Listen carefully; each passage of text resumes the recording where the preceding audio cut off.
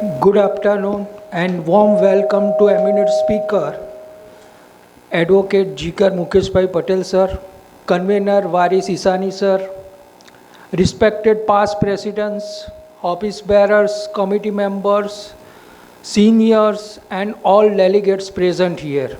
As per our tradition, let's listen Taag motto song.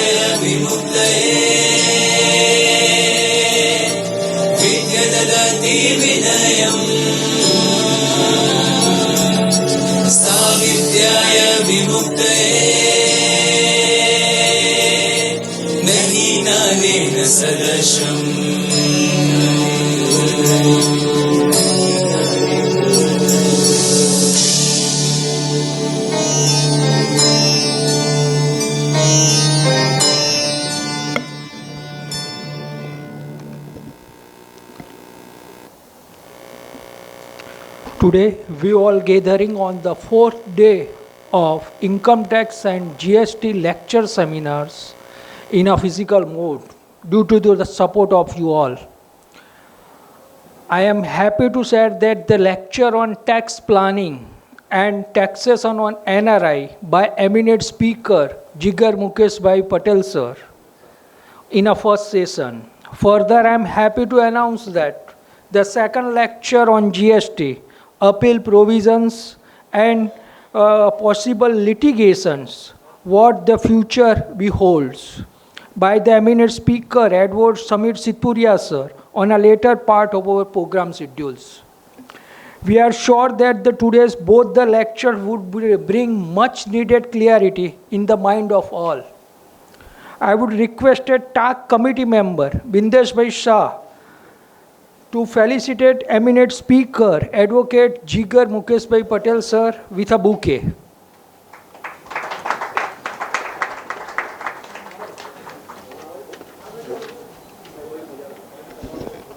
Now I would request Convener Nris sir for further proceedings.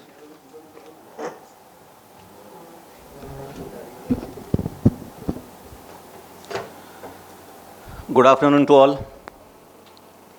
Friends, today we are on the fourth day of 6 days lecture series, and the subject which the team Taag has selected for today's discussion is related to non-resident Indian, tax planning related to the non-resident Indian. Nowadays, we all are having the clients, those who are having either the tie-up with the persons, those who are staying out of the country, or their family member is staying out of the country, and the clients, those who are filing the returns, are having a different status. Like either they are a non-resident, they are holding the dual citizenship, and so many other questions are also arising in our day-to-day practice. એટલે મિત્રો આ subject થોડોક આમ જોવા જઈએ તો આપણને બધાને રૂટીન પ્રેક્ટિસમાં એવું લાગે કે થોડોક અલગ છે, but it has more relevance and importance as far as today's present structure of the taxation is concern. And when we were discussing about the selection of the subject and selection of the speaker, we could find only one name which we deem fit for this subject, and that name is none other than Jigar Mukeshbhai Patel. મિત્રો આપને યાદ હશે કે ઘણા વર્ષો પહેલાં પણ આપણે તાગમાં આ સબ્જેક્ટ ઉપર લેક્ચર રાખેલું હતું, અને એમાં પણ આપણે જીગરભાઈને જ ઇન્વાઇટ કરેલા હતા, અને એમણે ખૂબ જ આપણને સરળ ભાષામાં આ માટેની સમજ આપેલી હતી. Friends, Jigar Patel is a third generation professional advocate as far as his family is concerned. Graduated of LLM with honor in International School of Law, New York, a way back, and then after, he has also derived the knowledge and given the service of his expertise in the PricewaterhouseCoopers in New York. When he graduated from the New York International School of Law, he was awarded a prestigious award of International Student Leadership Award. And amongst the 50 countries student, Jigar Bhai was the student who was awarded at that point of time. He is also co-author of the various books related to the tax planning along with the Mukesh Bhai, and also he has authored independently the book of the international tax planning and tax planning related to the non-resident Indian. Jigar Bhai is also a very good cricket player. He is also a good cricketer. And one more achievement which I would like to mention here about, he was awarded as a Pride of India Award in 2018 as a Young Achievers of Gujarat, the Rising Sun. That award was given to him for all professional services and qualifications he was possessing as far as international taxation is concerned. And as we all are aware that he is a son of our past president of the Tax Advocates Association, Mukesh Bhai. Now everybody knows કે મુકેશ ભાઈ હવે જીગરભાઈના father છે, એમ આપણે introduce કરીએ તો પણ એ કદાચ અતિશયોક્તિ નહીં કહેવાય. So the legacy of that family, એમના father, પછી મુકેશ ભાઈ, I mean the grandfather, then Mukesh Bhai and now Jigar Bhai, has continued this third generation legacy as far as international taxation and tax expertise is concerned. So it is my proud privilege to introduce our today's speaker before this August gathering with a big round of applause. Friends, the theme which we were discussing with the Jigar Bhai is કે એમણે એક presentation આપણા માટે સરસ બનાવેલું છે. આપણે total time period જે 90 મિનિટનો રાખ્યો છે, અને જીગરભાઈની પણ એવી ઈચ્છા હતી કે ઘણા બધા એવા પ્રશ્નો છે કે જે આપણે ઇન્ટરેક્ટિવ કરીશું. આપણા જે પાર્ટિસિપન્ટ્સ છે એમના જે પ્રશ્નો હશે એ પણ આપણે લઈએ તો વધારે મજા આવશે. એટલે વોટ વી કેપ્ટ ઇઝ કે શરૂઆતના જે એકાદ કલાકનો જે પીરિયડ છે 60 મિનિટનો, એ જીગરભાઈનું પ્રેઝન્ટેશન થશે. એમાં મોટાભાગના પ્રશ્નો એ ચોક્કસ એમાં ઇન્વોલ્વ થઈ જ જશે.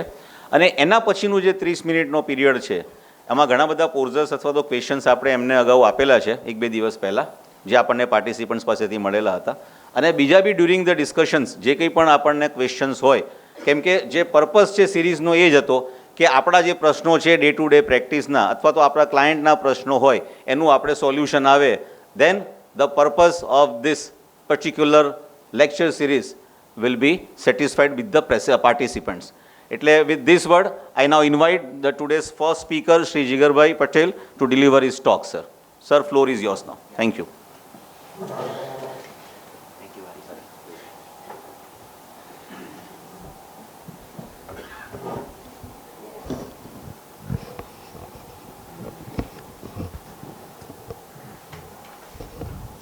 A very good afternoon. President of the Tax Advocates Association of Gujarat, Pratik Bhai, convener of this series, Varis Bhai, the other dignitaries on the dais, the committee members and all past presidents sitting here, and all the members of the association. It is indeed an honor and privilege to come here and address you in this series. વારીસભાઈનો મને phone આવ્યો તો મને કહે છે કે જીગર આપણે કરવાનું છે. મેં કહું ચોક્કસ વારીસભાઈ, મને હજી પણ યાદ છે તમે જ્યારે પ્રેસિડેન્ટ હતા ત્યારે હું આવ્યો હતો, અને it's always a pleasure to come back to the association. જમ્યા પછીનું બપોરનું સેશન હોય એટલે સ્વાભાવિક છે કે જો થોડુંક ઇન્ટરેસ્ટિંગ ના રાખીએ તો મિત્રોને એવું થાય કે ભાઈ આપણે પેલું હજી શું છે ઓનલાઈનના જમાનામાંથી બહાર આવતા આવતા થોડો ટાઈમ લાગે છે. So I'll try to keep it interactive. The idea of the session is, અને ખાસ કરીને when we talk about taxation, language is no barrier. So જ્યાં technical શબ્દો હશે ત્યાં થોડું ઇંગ્લિશનો પ્રયોગ કરીશ, but otherwise I'll try to keep it mix English, Gujarati, Hindi, whenever, whatever is comfortable to the audience. because at the end of the day the objective is કે ભાઈ હું જો 1.5 કલાક જીગરને સાંભળવા આવ્યો છું તો મારા જે 2 પ્રશ્નો છે એનો તો મને જવાબ મળવો જ જોઈએ, તો જ મને લાગે કે ભાઈ આ સિરીઝનો કંઈક ફળી મને આ series.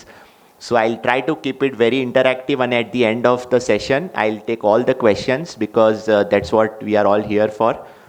So I'll just start briefly with પેલું clicker. Thank you. હા શ્યોર, અત્યારે ઇટ્સ ઓકે, વાંધો નથી, ફાવે છે. સો એનઆરઆઈઝની વાત કરીએ મિત્રો, so this is a very interesting subject, અને વારિસભાઈએ કીધું એમ in today's times it has gained all the more prominence.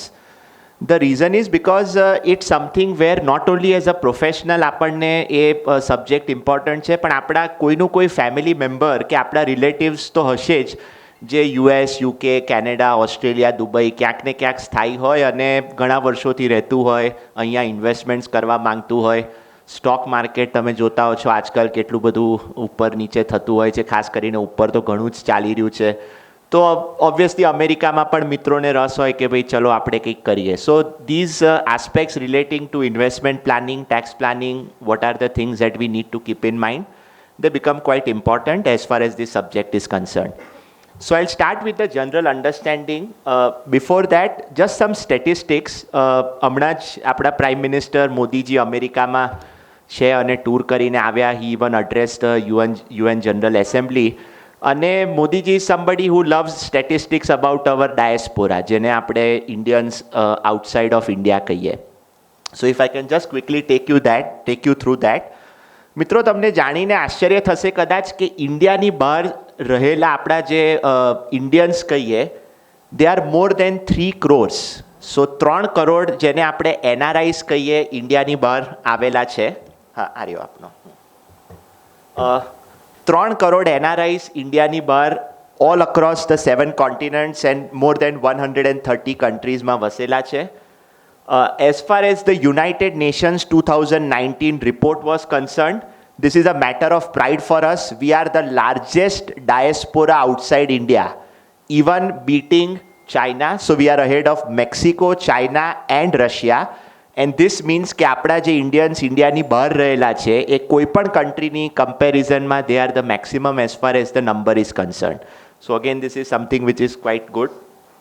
અને why this subject becomes all the more important is that if you look at the investments of NRIs into India, again the number is whopping. It's more than $79 million.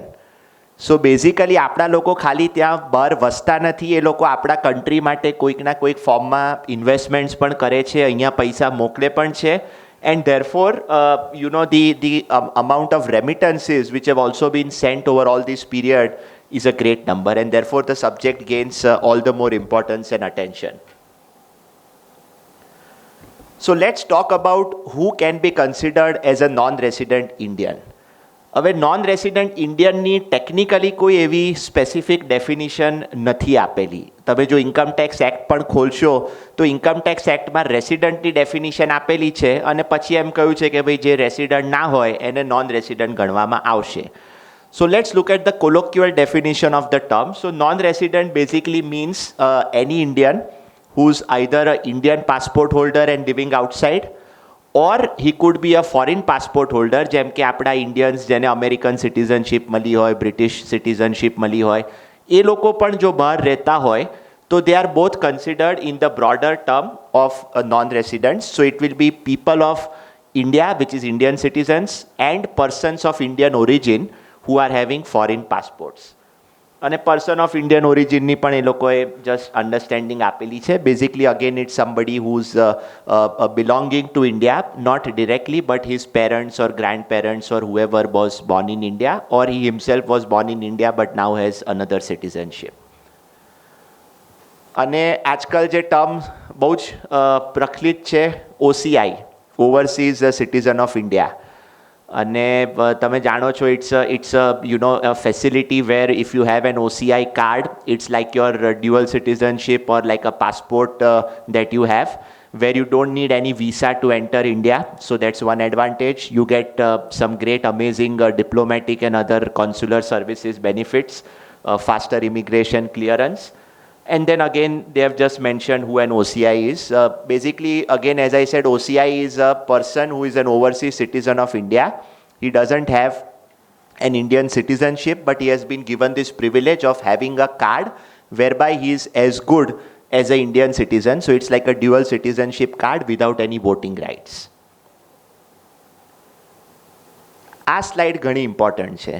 We have a lot of misconceptions about who is an NRI or who is not an NRI. So before I come to the definition of the term NRI as per the Income Tax Act and the definition of the term non-resident as per FEMA, મિસકન્સેપ્શન્સ લોકોને એવા હોય છે કે ભાઈ foreign citizen ભલે ઇન્ડિયામાં રહેતો હોય પણ એ ધોળિયો છે કે ઇન્ડિયાનો પાસપોર્ટ નથી ધરાવતું, so he is considered as a non resident.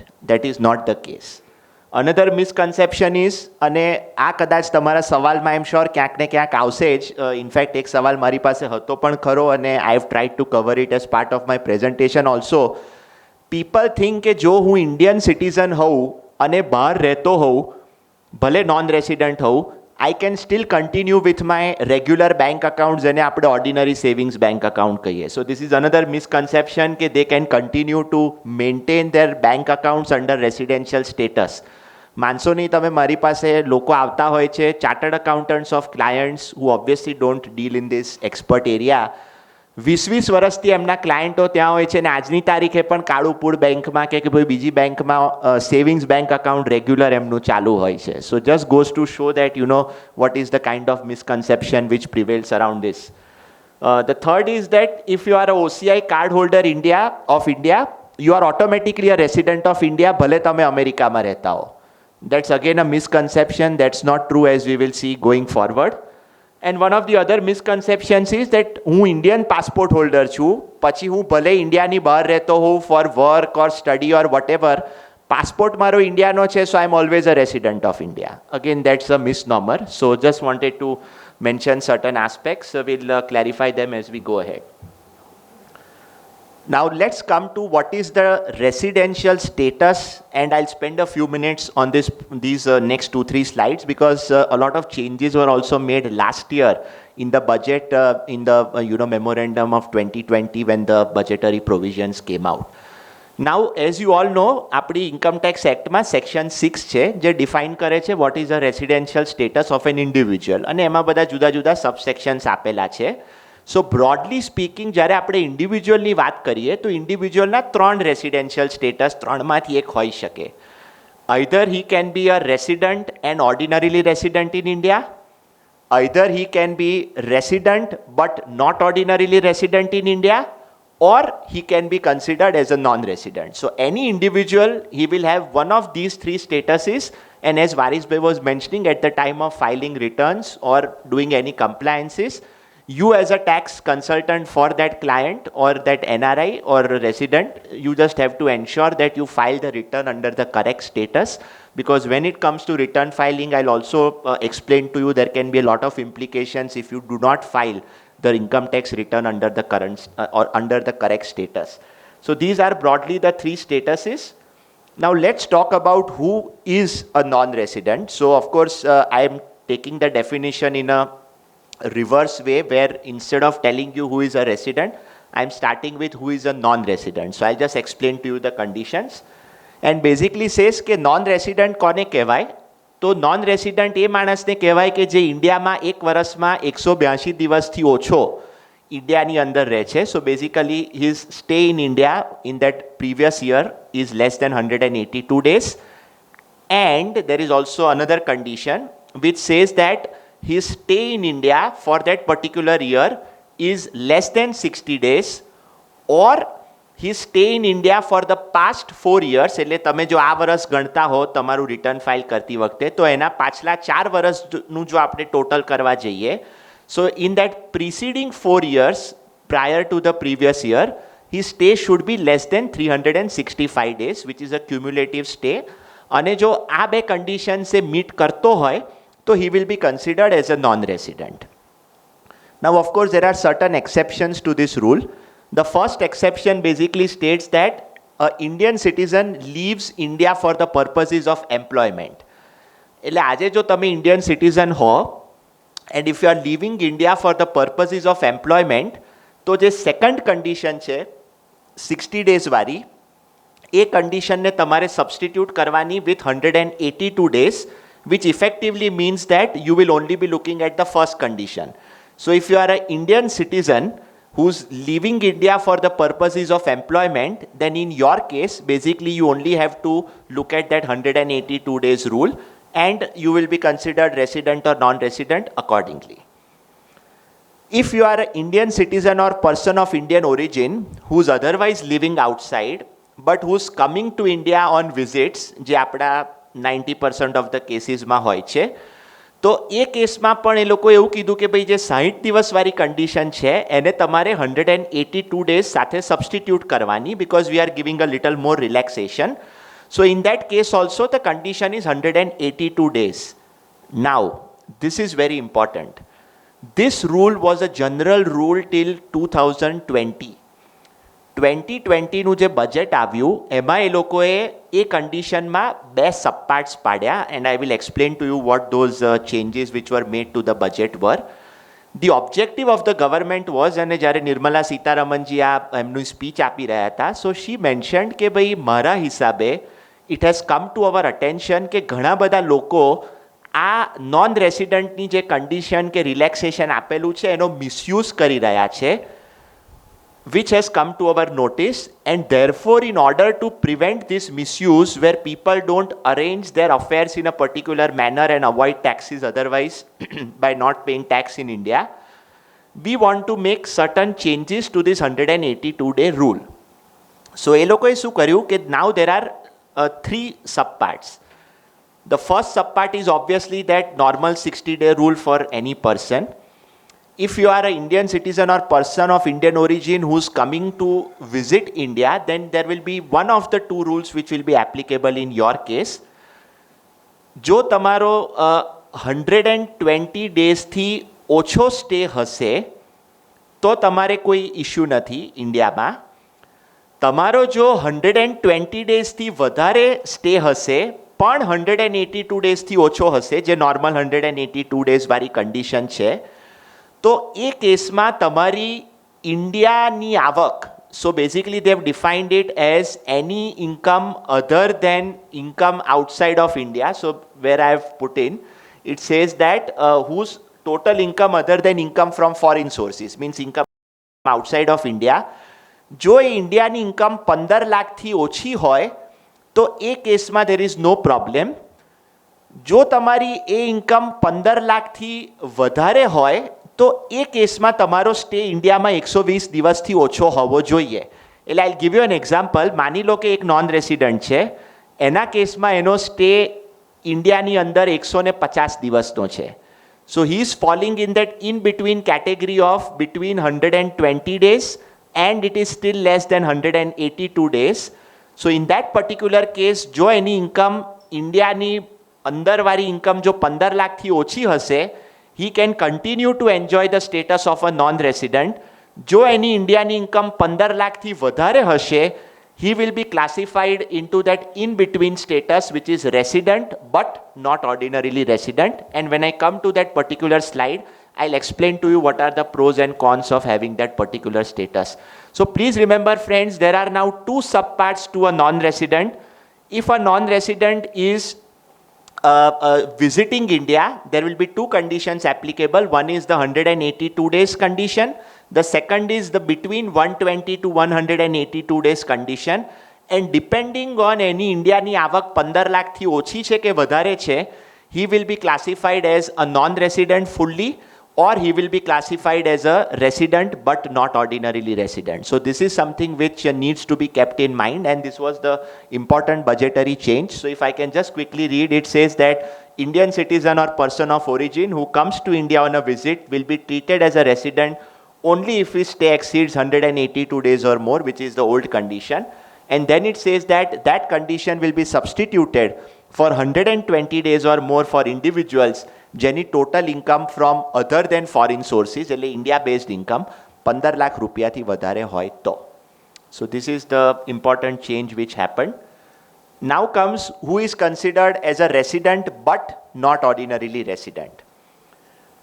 So again there are different sub conditions in that. So એક condition એમ કહે છે કે ભાઈ જો તમે પાછલા 10 વર્ષોમાંથી 9 વર્ષ જો તમે નોન રેસિડન્ટ હો તો એ કેસમાં તમને આર બટ એનઓઆર ગણવામાં આવે. ઓર તમે 729 days or less in the preceding 7 years. So તમારું જે અસેસમેન્ટ યર છે એના પહેલાના 7 વર્ષ જોવાના. એ કેસમાં જો તમારો 729 days or less નો સ્ટે હોય ઇન્ડિયામાં તો again you are considered as if you are a resident but not ordinarily resident. Then is this particular condition which I mentioned કે તમારો જો 120 થી 182 દિવસની વચ્ચેનો સ્ટે હોય, જે મેં તમને 150 દિવસવાળો એક્ઝામ્પલ આપ્યો નોન રેસિડન્ટના કેસમાં, અને જો તમારી ઇન્કમ ઇન્ડિયાની 15 લાખથી વધારે થતી હોય તો એ કેસમાં પણ તમે resident but not ordinarily resident ગણાશો. અને જે લાસ્ટ કન્ડિશન છે that is quite important. In fact there was a specific section which came out, જેને સેક્શન 1 કેપિટલ એ કહે છે, સેક્શન 6નું. એમાં ગવર્મેન્ટે એમ કીધું કે ભાઈ અમારા ધ્યાનમાં એવું પણ આવ્યું છે કે ઘણા બધા લોકો ઇન્ડિયાની બહાર એમના અફેર્સ એવી રીતે મેનેજ કરે છે કે એક પણ કન્ટ્રીના એ રેસિડન્ટ ના હોય. એટલે શું કરે, 2 મહિના અહીંયા રહે, 4 મહિના ક્યાંક બીજે રહે, બીજા 3 મહિના ક્યાંક બીજે રહે.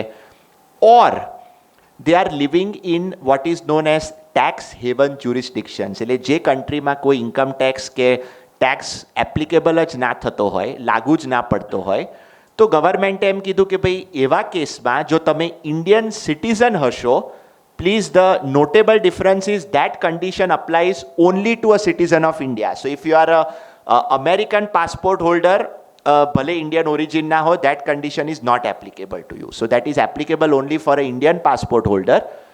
એ લોકોએ એમ કીધું કે ભાઈ એ કેસમાં અમે તમને ડીમ્ડ રેસિડન્ટ ઓફ ઇન્ડિયા ગણીશું. એટલે તમે 1 દિવસ રહો છો, 200 દિવસ રહો છો કે ગમે તે કરો છો, અમે તમને ડીમ્ડ રેસિડન્ટ ગણીશું. અને ડીમ્ડ રેસિડન્ટ મીન્સ કે you will be resident but not ordinarily resident because you are otherwise not kind of meeting other thresholds. And in that particular case જે બીજા આર બટ એનઓઆરના રૂલ્સ કે ક્યારે tax લાગે ક્યારે ના લાગે એ સેમ રૂલ્સ તમને પણ અપ્લાય થશે. આ કયા નોન રેસિડન્ટ્સના કેસમાં અપ્લાય થશે? Most of the non residents who are based out of the Middle East. Dubai છે, આપણે કતાર છે, સાઉદી છે, all those countries where there is no concept of income tax as such, or basically what are known as tax free jurisdictions. એ કન્ટ્રીઝના જો તમે based હશો તો એ કેસમાં તમને ડીમ્ડ રેસિડન્ટ ઓફ ઇન્ડિયા ગણવામાં આવશે. However, please note there is a very important exception to this as well. જો તમે દુબઈમાં રહો છો, તમે ઇન્ડિયામાં deemed resident ગણાવ છો because of the fact that you are in Dubai and you are not otherwise liable to tax in Dubai. જો તમારી ઇન્ડિયાની આવક 15 લાખથી ઓછી હશે તો તમે deemed resident વાળા ક્લોઝમાં નહીં આવો. Now this is something which a lot of people are not aware.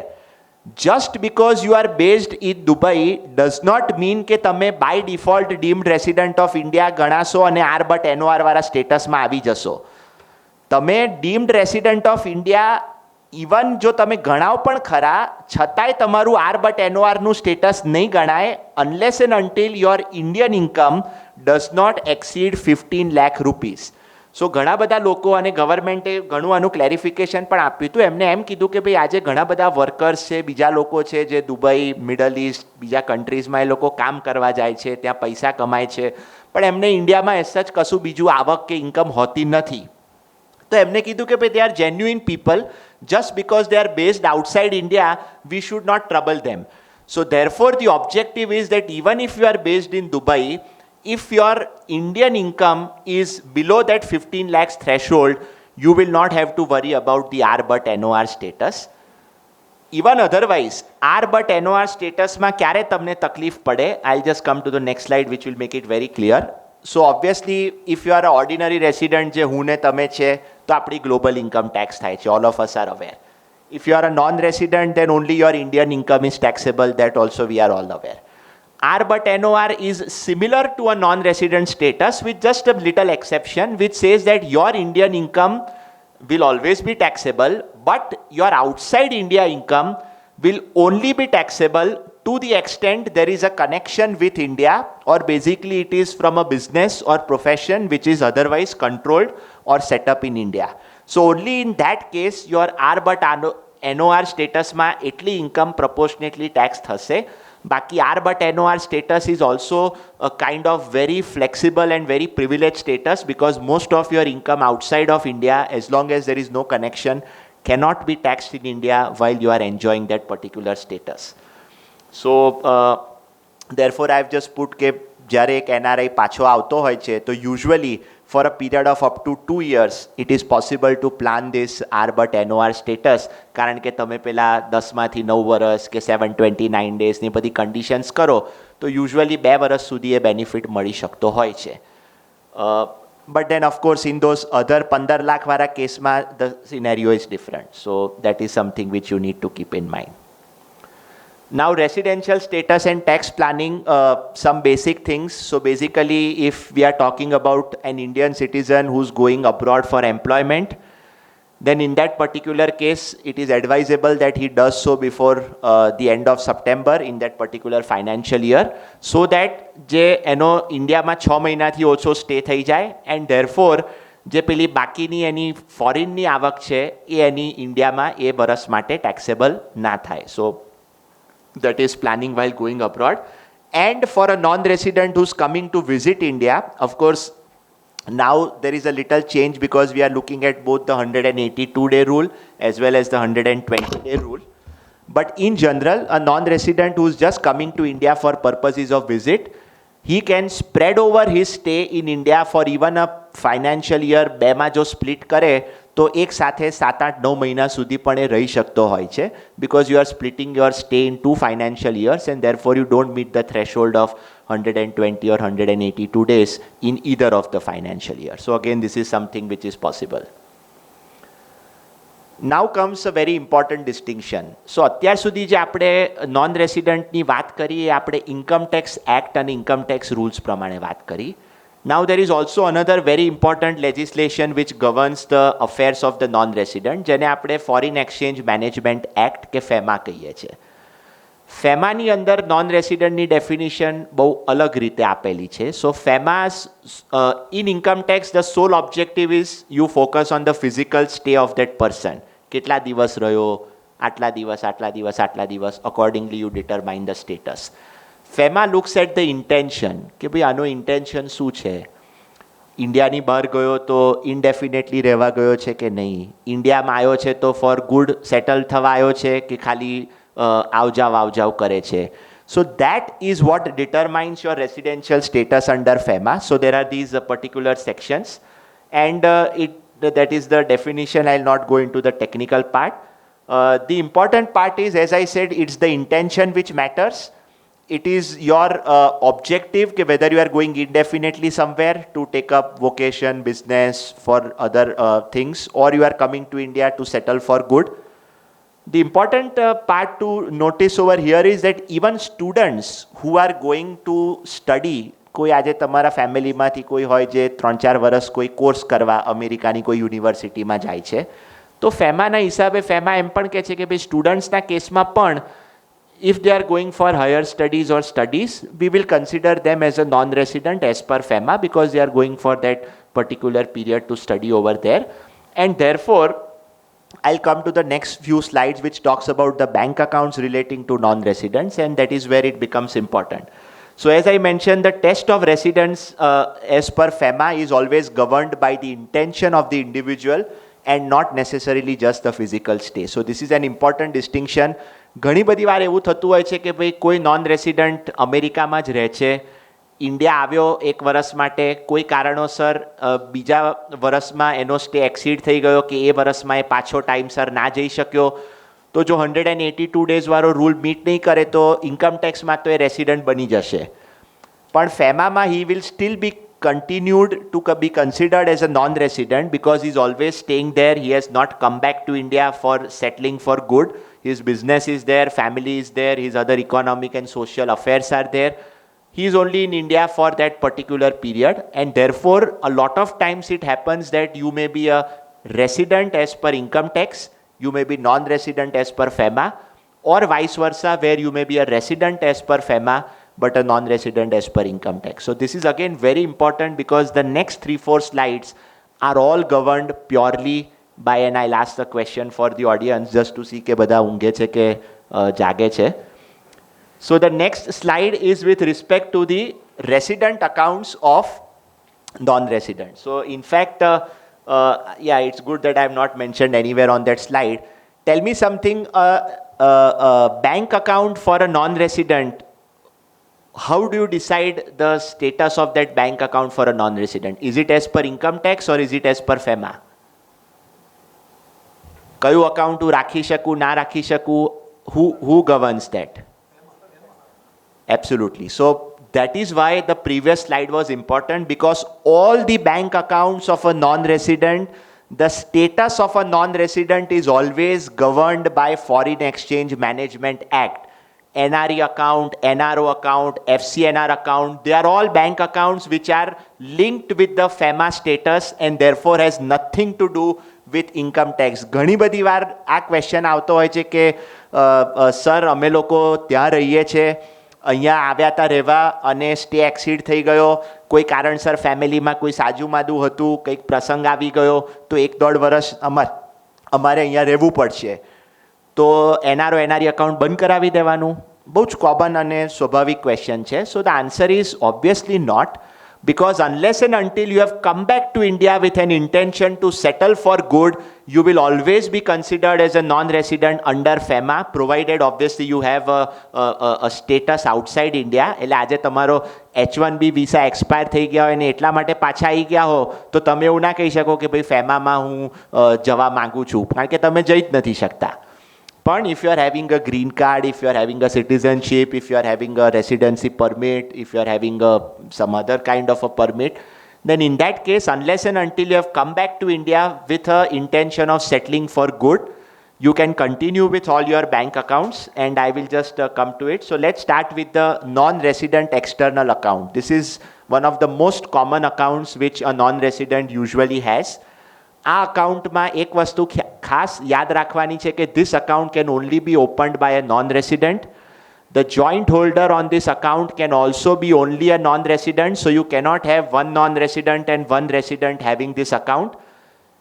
Resident can only operate this account, એટલે આજે માની લો કોઈના છોકરાઓ ત્યાં રહેતા હોય ને ફાધર મધરે અકાઉન્ટ ઓપરેટ કરવું હોય તો through a power of attorney it is possible to do so, there is no difficulty, but you cannot have the father or mother's joint name on the NRI account. NRI account ma single holder ke joint holder, both of them have only to be a non-resident.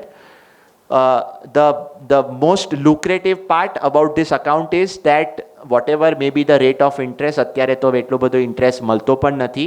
Of course, these rates of interest are same for all accounts, NRE હોય, NRO હોય કે ordinary savings હોય.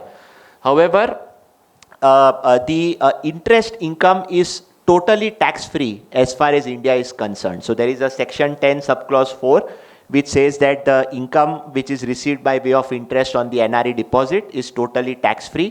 This is a freely repatriable account. There are no RBI permissions, guidelines, anything required.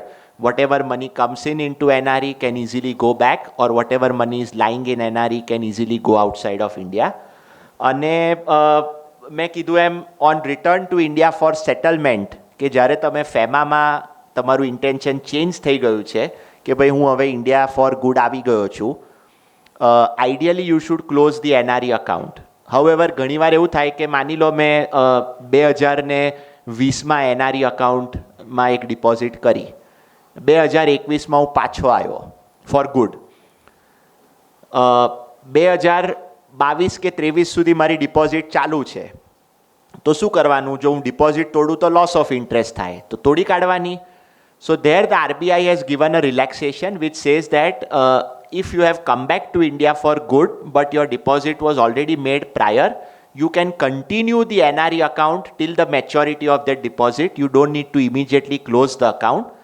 However, the practical solution is that when you become a resident as per taxation, એ જે 10-4નો જે તમે પહેલાં benefit લેતા હતા એ તમારે પછી લેવાનો બંધ કરી દેવાનો, અને જે રેસિડન્ટવાળા યર્સ હોય જેમાં એનઆરઈનું વ્યાજ આવે, you should offer it as taxable interest. So this is a very practical solution where you can continue with the account till maturity of the deposit before closing it.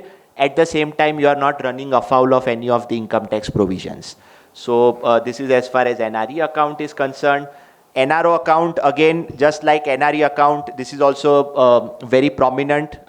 Both of them are rupee accounts. ઘણા બધાને એવું misconception હોય છે કે NRE એટલે foreign account. NRE is foreign account ક્યારે કે ભાઈ તમે $100 આપો એટલે અકાઉન્ટ ખુલે, પણ એની જે બેલેન્સ હોય ઓલવેઝ રૂપિયામાં જ રહે. It is not in foreign currency. There is a separate account for that. So basically, just like NRE, NRO is also a rupee-based account. Again, the rates of interest are linked, same across the board. NRO account, the good part is you can have a joint holder who is a resident along with you. So that's an advantage which NRO account has. Again, or if you want, even through a power of attorney holder, you can have that. Interest is taxable. So તમને મિત્રો ખબર હશે કે જે પણ એનઆરઓ accounts હોય છે એમાં બેંક્સને સ્ટેન્ડિંગ ઇન્સ્ટ્રક્શન્સ છે કે એની ઇન્ટરેસ્ટ પર સીધો ફ્લેટ 30% રેટ કાપી કાઢવાનો. સો તમે એમ કહો કે પણ સાહેબ મારી ઇન્કમ તો 10%ના બ્રેકેટમાં આવે છે. Nothing doing. The banks have standing instructions that it has to be deducted at a flat percent. Maximum rate 195 જે સેક્શન છે TDS ઓન નોન રેસિડન્ટ્સ એમાં પણ કહેલું છે કે એના પર ટેક્સ લાગે. અને પછી you can always file a return and get a refund. So you are eligible to refund. એવું નથી કે ટેક્સ તમે લૂઝ કરશો, but you have to pay the bank will always withhold rate at the maximum rate.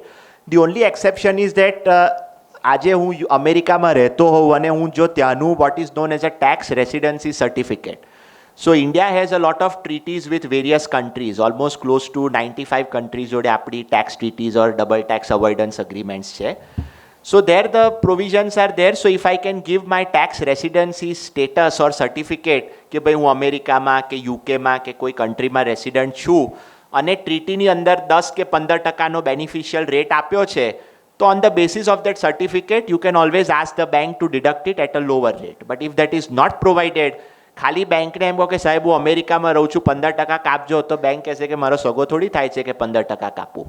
So banks will always deduct the interest at the maximum rate of 30%. So this is something which as a non-resident you have to keep in mind. આપણે non રેસિડન્ટની વાત કરીએ તો 2 minute કંઈક હળવી વાત કરું. I think થોડુંક શું કહેવાય, it's the time to come up with something. તો એક આપણે હમણાં બેંક ઇન્ટરેસ્ટને રેટની વાત કરીને અને આપણે જોયું કે આપણા ડાયસ્પોરામાં 3 કરોડ ગુજરાતીઓને ઇન્ડિયન્સ ઇન્ડિયાની બહાર છે, અને આઈ એમ શ્યોર 3 કરોડમાંથી 2 કરોડ તો આપણા લોકો જ હશે, ગુજરાતીઓ જ હશે. તો એક આપણા જ ગુજરાતી કાકા હતા જે અમેરિકામાં ન્યુયોર્કમાં રહેતા હતા અને બહુ સરસ સુખી હતા, સરસ ત્યાં બિઝનેસ કરતા હતા.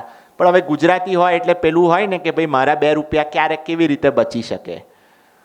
તો એકવાર એ જાય છે બેંક પાસે અને બેંકને કહે છે કે ભાઈ મને $10,000ની લોન જોઈએ છે. એટલે બેંકે કે કાકા લોન તો આપું પણ ગેરંટી શું મૂકશો, ગીરવી શું મૂકશો, કેમ $10,000 આપું તમને, તમે તો ગુજરાતી છો, ક્યાંક લઈને ભાગી ગયા તો પૈસા અમારે ક્યાં શોધવા આવવાનું તમને.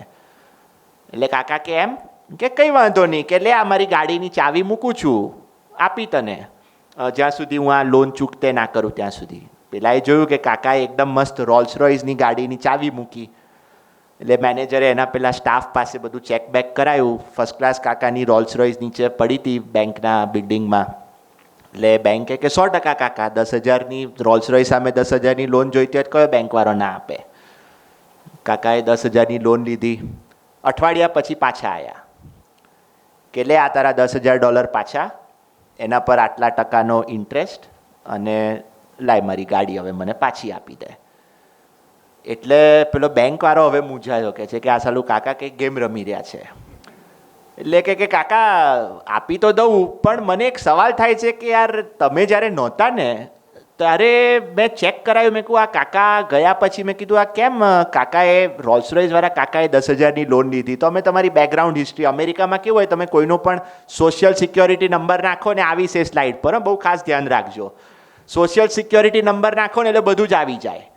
કેટલી ગર્લફ્રેન્ડ હતી, શું હતું, ક્યાં ક્યાં રહ્યો તો, બધું જ. એટલે હળવા ટર્મ્સમાં કહું છું, ટૂંકમાં આખી હિસ્ટ્રી જોગ્રાફી બધું એ માણસની આવી જાય સિસ્ટમમાં નાખો એટલે. કે કાકા અમે નાખ્યું, અમે જોયું કે તમારી પાસે તો ઘણા પૈસા છે, તો કે તમે અઠવાડિયા માટે કે આવી 10,000ની લોન લીધી કે શું થયું? એટલે કાકા કે જો મારે અઠવાડિયું જવાનું હતું યુરોપ મારા ફેમિલી સાથે.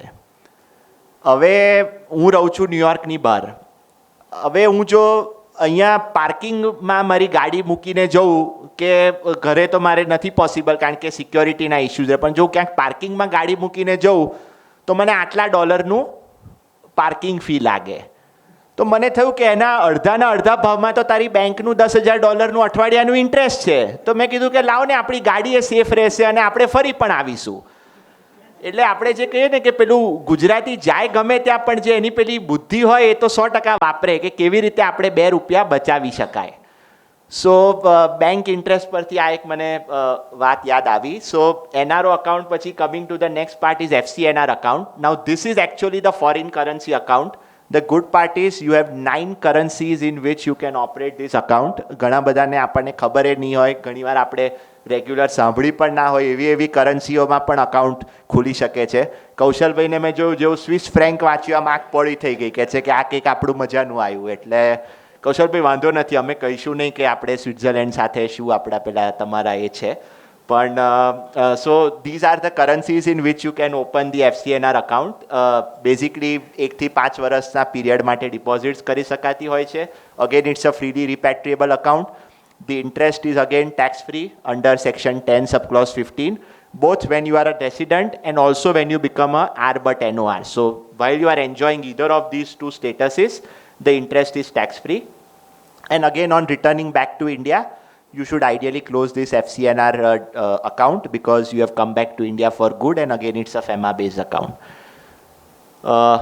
Now coming to liberal repatriation benefits, this is just a statistical slide, but what I wanted to convey over here is that when we talk about repatriation and non-residents ના કેસમાં મેં કીધું એમ NRI account is freely repatriable irrespective of the ceiling limit. NRO account is also indirectly freely repatriable only because NRO accountમાંથી દર વર્ષે એટલે કે financial year April two માર્ચની વચ્ચે $1 million or equivalent in any currency you can take back outside of India as a non-resident. એટલે આજે અત્યારના 74-75નો rate I think ચાલે છે, તો ઓલમોસ્ટ ₹7.5 કરોડ એક વર્ષની અંદર તમે as a non resident NRO અકાઉન્ટમાંથી બહાર લઈ જઈ શકો છો, which is amazing. So it's practically almost freely repatriable. The only condition is that because it's a monitored account you have to get a chartered accountant's certificate 15 CACB જેને કહીએ. અને એકવાર once you have that, મિત્રો આપ જાણો છો because lot of you would be doing that process as well. Upon giving those certification to the bank, the money can be freely repatriated outside of India. The other good thing is not only can I take money outside of India, I can also transfer money within this $1 million from NRO to NRI. માની લો કે મને ઈચ્છા છે કે મારે ઇન્ડિયાની બહાર પૈસા નથી લઈ જવા, પણ મારે NRIમાં પાર્ક કરવા છે બિકોઝ NRIમાં 1 મિલિયનની લિમિટ નથી નડતી. તો every year within that 1 million limit I can transfer it from NRO to NRI again with that simple 15 CACB certification. અને પછી NRIમાં આવે પછી એક સાથે હું $4 million $5 million પણ લઈ જઈ શકું છું as a non resident. So these are very liberal limits. This was a question which was also posed and this is something which you find very very common. બધાનો આ પ્રશ્ન હોય છે, સાહેબ PPF અકાઉન્ટનું શું? NRIના કેસમાં PPF અકાઉન્ટ રાખી શકાય, ના રાખી શકાય, ક્યારે રાખી શકાય, શું કરવું? So friends, the general rule is as a non-resident, you are not allowed to open or renew a PPF account. તમે નવું PPF અકાઉન્ટ નથી ખોલાવી શકતા કે તમે તમારું રિન્યુ પણ નથી કરાવી શકતા after that 15 years or that 5-year renewals. However, તમે જ્યારે રેસિડન્ટ હતા, માની લો કે મેં 2014માં એક અકાઉન્ટ ખોલાવ્યું PPFનું જ્યારે હું રેસિડન્ટ હતો, પછી હું 2018માં નોન રેસિડન્ટ થયો અને મારું 15 વર્ષનું મારું પીરિયડ હતો ફોર દેટ PPF અકાઉન્ટ. તો the good part is that you can continue with that PPF account till maturity because the account was opened when you are a resident and therefore you are technically eligible to open that account. However, when that period expires or upon maturity of that account, you have to compulsorily close that account. Why I am telling you? Because PPF authorities have realized in the last 3-4 years કે આપણા બધા non-residents cheating કરે છે અને 25-25, 30-30 વર્ષથી પણ બહાર રહેતા હોય ને તોય સાહેબ આજની તારીખે મેં એમના PPF accounts જોયેલા છે.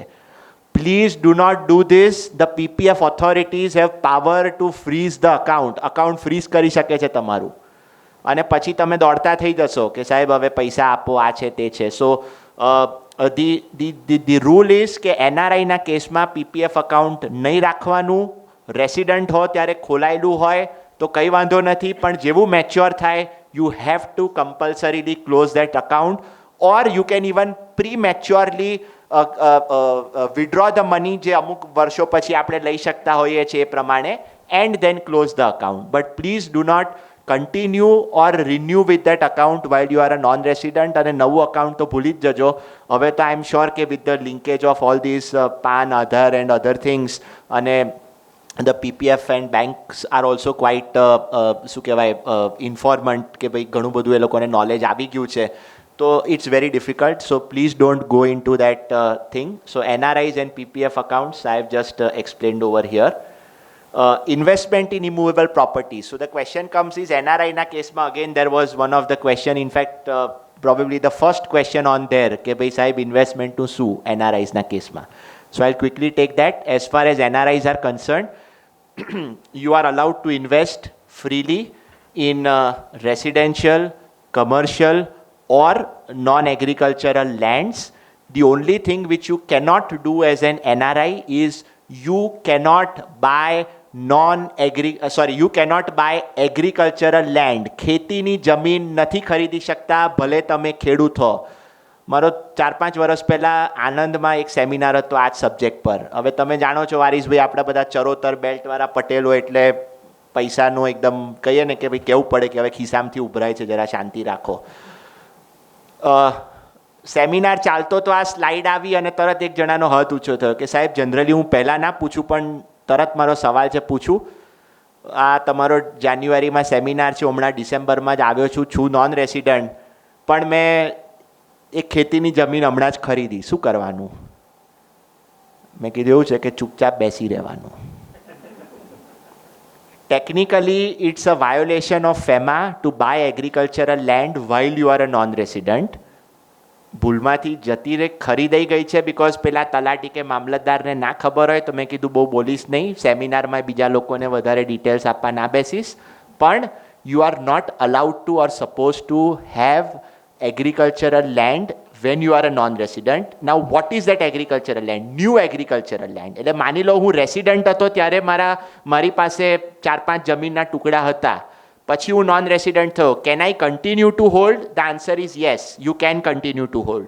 Can I sell those agricultural lands? The answer is yes, you can sell.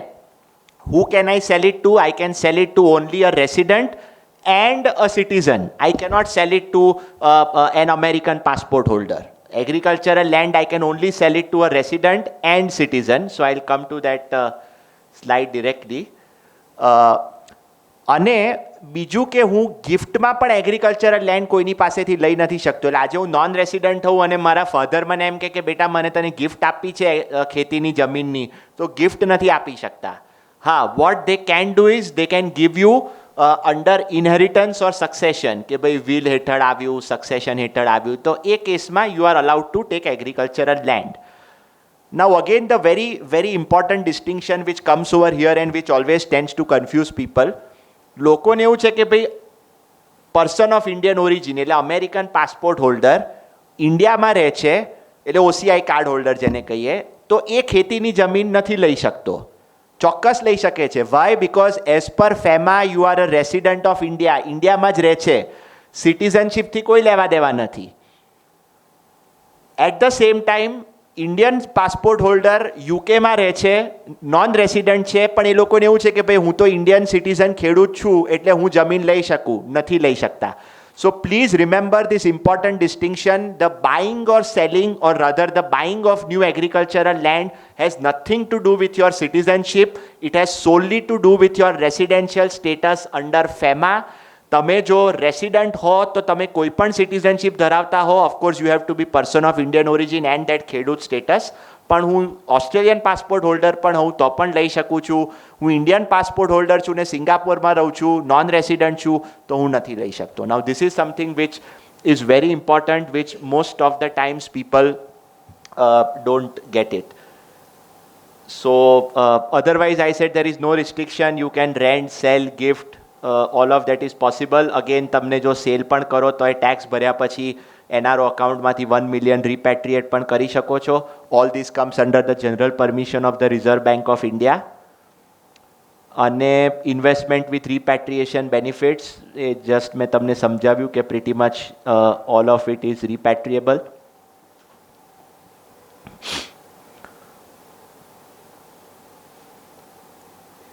Facilities for returning NRIs, you can have what is known as a resident foreign currency account. એટલે તમે પાછા આવ્યા છો પણ you are not yet sure કે મારે જવું છે નથી જવું, શું મારું ફ્યુચર છે, તો એ કેસમાં તમારે ડોલર ટુ રૂપિયા કે પાઉન્ડ ટુ રૂપિયા ના કરવું પડે.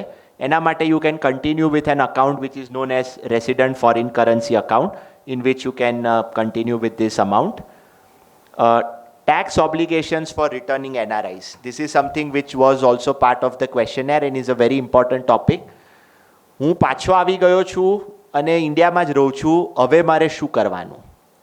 સો મિત્રો તમે બધા જ જાણો છો કે ઇન્કમ ટેક્સ એક્ટમાં there is what is known as the Schedule FA, Schedule of Foreign Assets, જે એમ કહે છે કે ભાઈ as a resident because you are liable to be not only taxed on your global income but also show your income and assets outside of India. Schedule FA માં તમારે as a resident or a returning NRI, you have to show all of your assets which are there outside of India once you become a ordinary resident. If you are R but NOR, or if you are a non-resident, Schedule FA is not applicable to you. It is not required to be filled. Only if you are an ordinary resident, you are required to fill Schedule FA. You are also required to file your tax returns જો તમારી 2.5 લાખથી ઉપરની આવક ને બધું થતું હોય. And you are also required to show the income earned outside India. Pay taxes in India. જો બહાર ભરેલા હોય તો તમે જાણો છો there is something which is known as the foreign tax credit. Income Tax Act માં એક સેક્શન 90 છે, સેક્શન 91 છે. Treaty country, non treaty country specific rules આપેલા છે. અને ફોરેન ટેક્સ ક્રેડિટ પણ તમે for taxes paid outside you can always take. So this is something which you have to remember as a returning NRI. અને ઘણા બધા આ miss out કરી જતા હોય છે, જેથી 5 વર્ષથી અહીંયા રહેતા હોય ને પછી 6 વર્ષે જાગે કે સાહેબ આપણું તો બધું અમેરિકામાં ઘણું હતું, હવે શું કરવાનું? So it's better that as tax practitioners you should please educate your clients કે ભાઈ આ બધું તમારે રેગ્યુલર રીતે બતાવતા રહેવું પડે. even for residents it's required. PAN card and Aadhaar card. So obviously આપ સૌ જાણો છો કે નોન રેસિડન્ટના કેસમાં પાન કાર્ડ મેન્ડેટરી નથી. There are certain transactions like opening of bank accounts and other things which you can do even in the absence of a PAN card if you are a non-resident, because there are certain special provisions for that. However, it is always advisable to have a PAN card even for a non-resident. The reason is because આજે તમારે જો ડીમેટમાં કેવા shares કે કશું કરવું હશે તો એ તમે આધાર અને પાન કાર્ડ વગર તમે ડીમેટ અકાઉન્ટ નથી ખોલાવી શકતા. સો it is advisable to have it. I have just mentioned the process કે ભાઈ ફોર્મ 49AA ની પ્રોસેસ કરવાની હોય છે. Again, as far as Aadhaar card is there, Aadhaar card is not mandatory for NRIs, but again I would say that it is something which NRIs should consider, because now Nirmala ji from last year has even said પહેલા એવું હતું કે જો foreign એટલે non રેસિડન્ટ્સે આધાર card રહેવું હોય તો પહેલાં 6 મહિના ઇન્ડિયામાં રહ્યા છે એનું તમારે બધું પ્રૂફ ને બધું આપીને પછી આધાર માટે અપ્લાય કરી શકતા હતા. હવે એમને કીધું કે ભાઈ immediately upon arrival on India also as a non-resident you can apply for Aadhaar. So these are certain privileges or benefits which have been given. Filing of income tax returns, as I mentioned, 2.5 લાખથી વધારે હોય તો કરવું પડે. The higher exemption limits જે આપણે senior કે super સિનિયરની 3 lakh 5 lakh વાળી લિમિટ છે નોન રેસિડન્ટ્સને નથી અપ્લાય થતી. If TDS is deducted and you want to claim excess TDS, you can always file your return. And the thing to note here is NRIs cannot file ITR 1. It is not allowed for them to file ITR 1. જો તમારી business income હોય તો ITR 3 કરવાનું, non-business income હોય તો ITR 2 કરવાનું. And as I said, for reporting obligations, you have to correctly report your tax status. I have given a next slide where, એક જ second.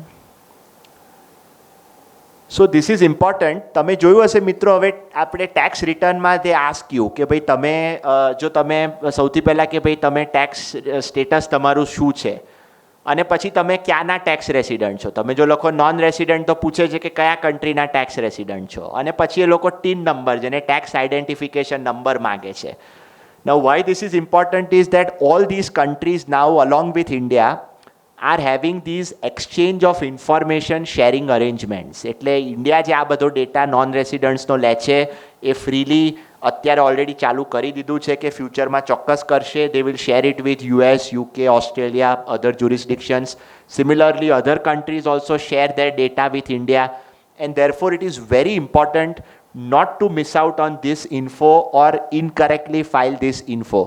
આજની તારીખે પણ મેં જોયું છે કે કેટલા બધા નોન રેસિડન્ટ્સના ટેક્સ પ્રેક્ટિશનર્સ રેસિડન્ટ સ્ટેટસમાં એમનું રિટર્ન ફાઇલ કરે છે. કેમ પણ? શું જરૂર છે? કાલે ઉઠીને ભયંકર મુશ્કેલીમાં આવશો. સૌથી પહેલાં તો કે ભાઈ શિડ્યુલ એફએ કેમ નથી ભર્યું એમ કરીને જ તમને કોમ્પ્યુટર પકડશે જો ખબર પડી કે તમારું બહાર કંઈક છે. It's not advisable to file status under incorrect returns. I'll take more questions on this if our friends have in the question answer, but these things are very important. Filing of returns is absolutely important. I've just mentioned about claiming of tax credit. There are certain concessional provisions, and I'll just give one or two examples. I think for lack of time, I'll not go into too much detail because this is a chapter of the Income Tax Act which not every NRI would usually take benefit of. But there are certain specific provisions, 115C to 115I ની વચ્ચે, which give you more information and details as to what are those things which you can do as a non-resident with respect to taxation on certain of your investments. So that is there. I'll come to this કારણ કે ગુજરાતીને આમાં જ રસ હોય કે સાહેબ આમાં આપણે આપણા ક્લાયન્ટને શું સમજાવી શકીએ. So I'll just take the last maybe 10 minutes and then we can open the floor for questions. So one I have mentioned is returning NRI availing concessional tax rate of 20% in respect of certain kind of income under 115H.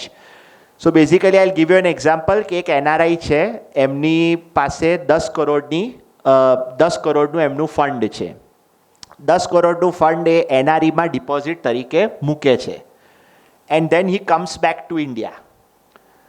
Now, or rather he makes an NRO deposit, he comes back to India. Now the question is that obviously this interest of 7%, suppose હું ગણું બહુ જ liberal rate પ્રમાણે, તો 10 કરોડ ઉપર 70 lakhs every year એમને interest income થાય છે. Now you know કે જો 70 lakhsની ઇન્ટરેસ્ટ ઇન્કમ થતી હોય તો obviously you will be in that top bracket, and a top bracket is more than 30%.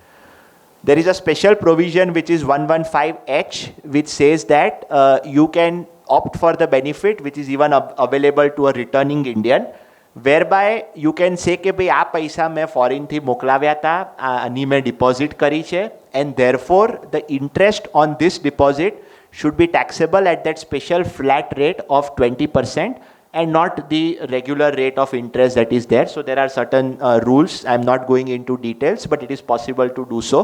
અને મેં કીધું એમ સેક્શન 115C to 115I ની વચ્ચે જુદા જુદા પ્રોવિઝન્સ આપેલા છે. I'll maybe take 2 minutes at the end just to quickly explain one more section.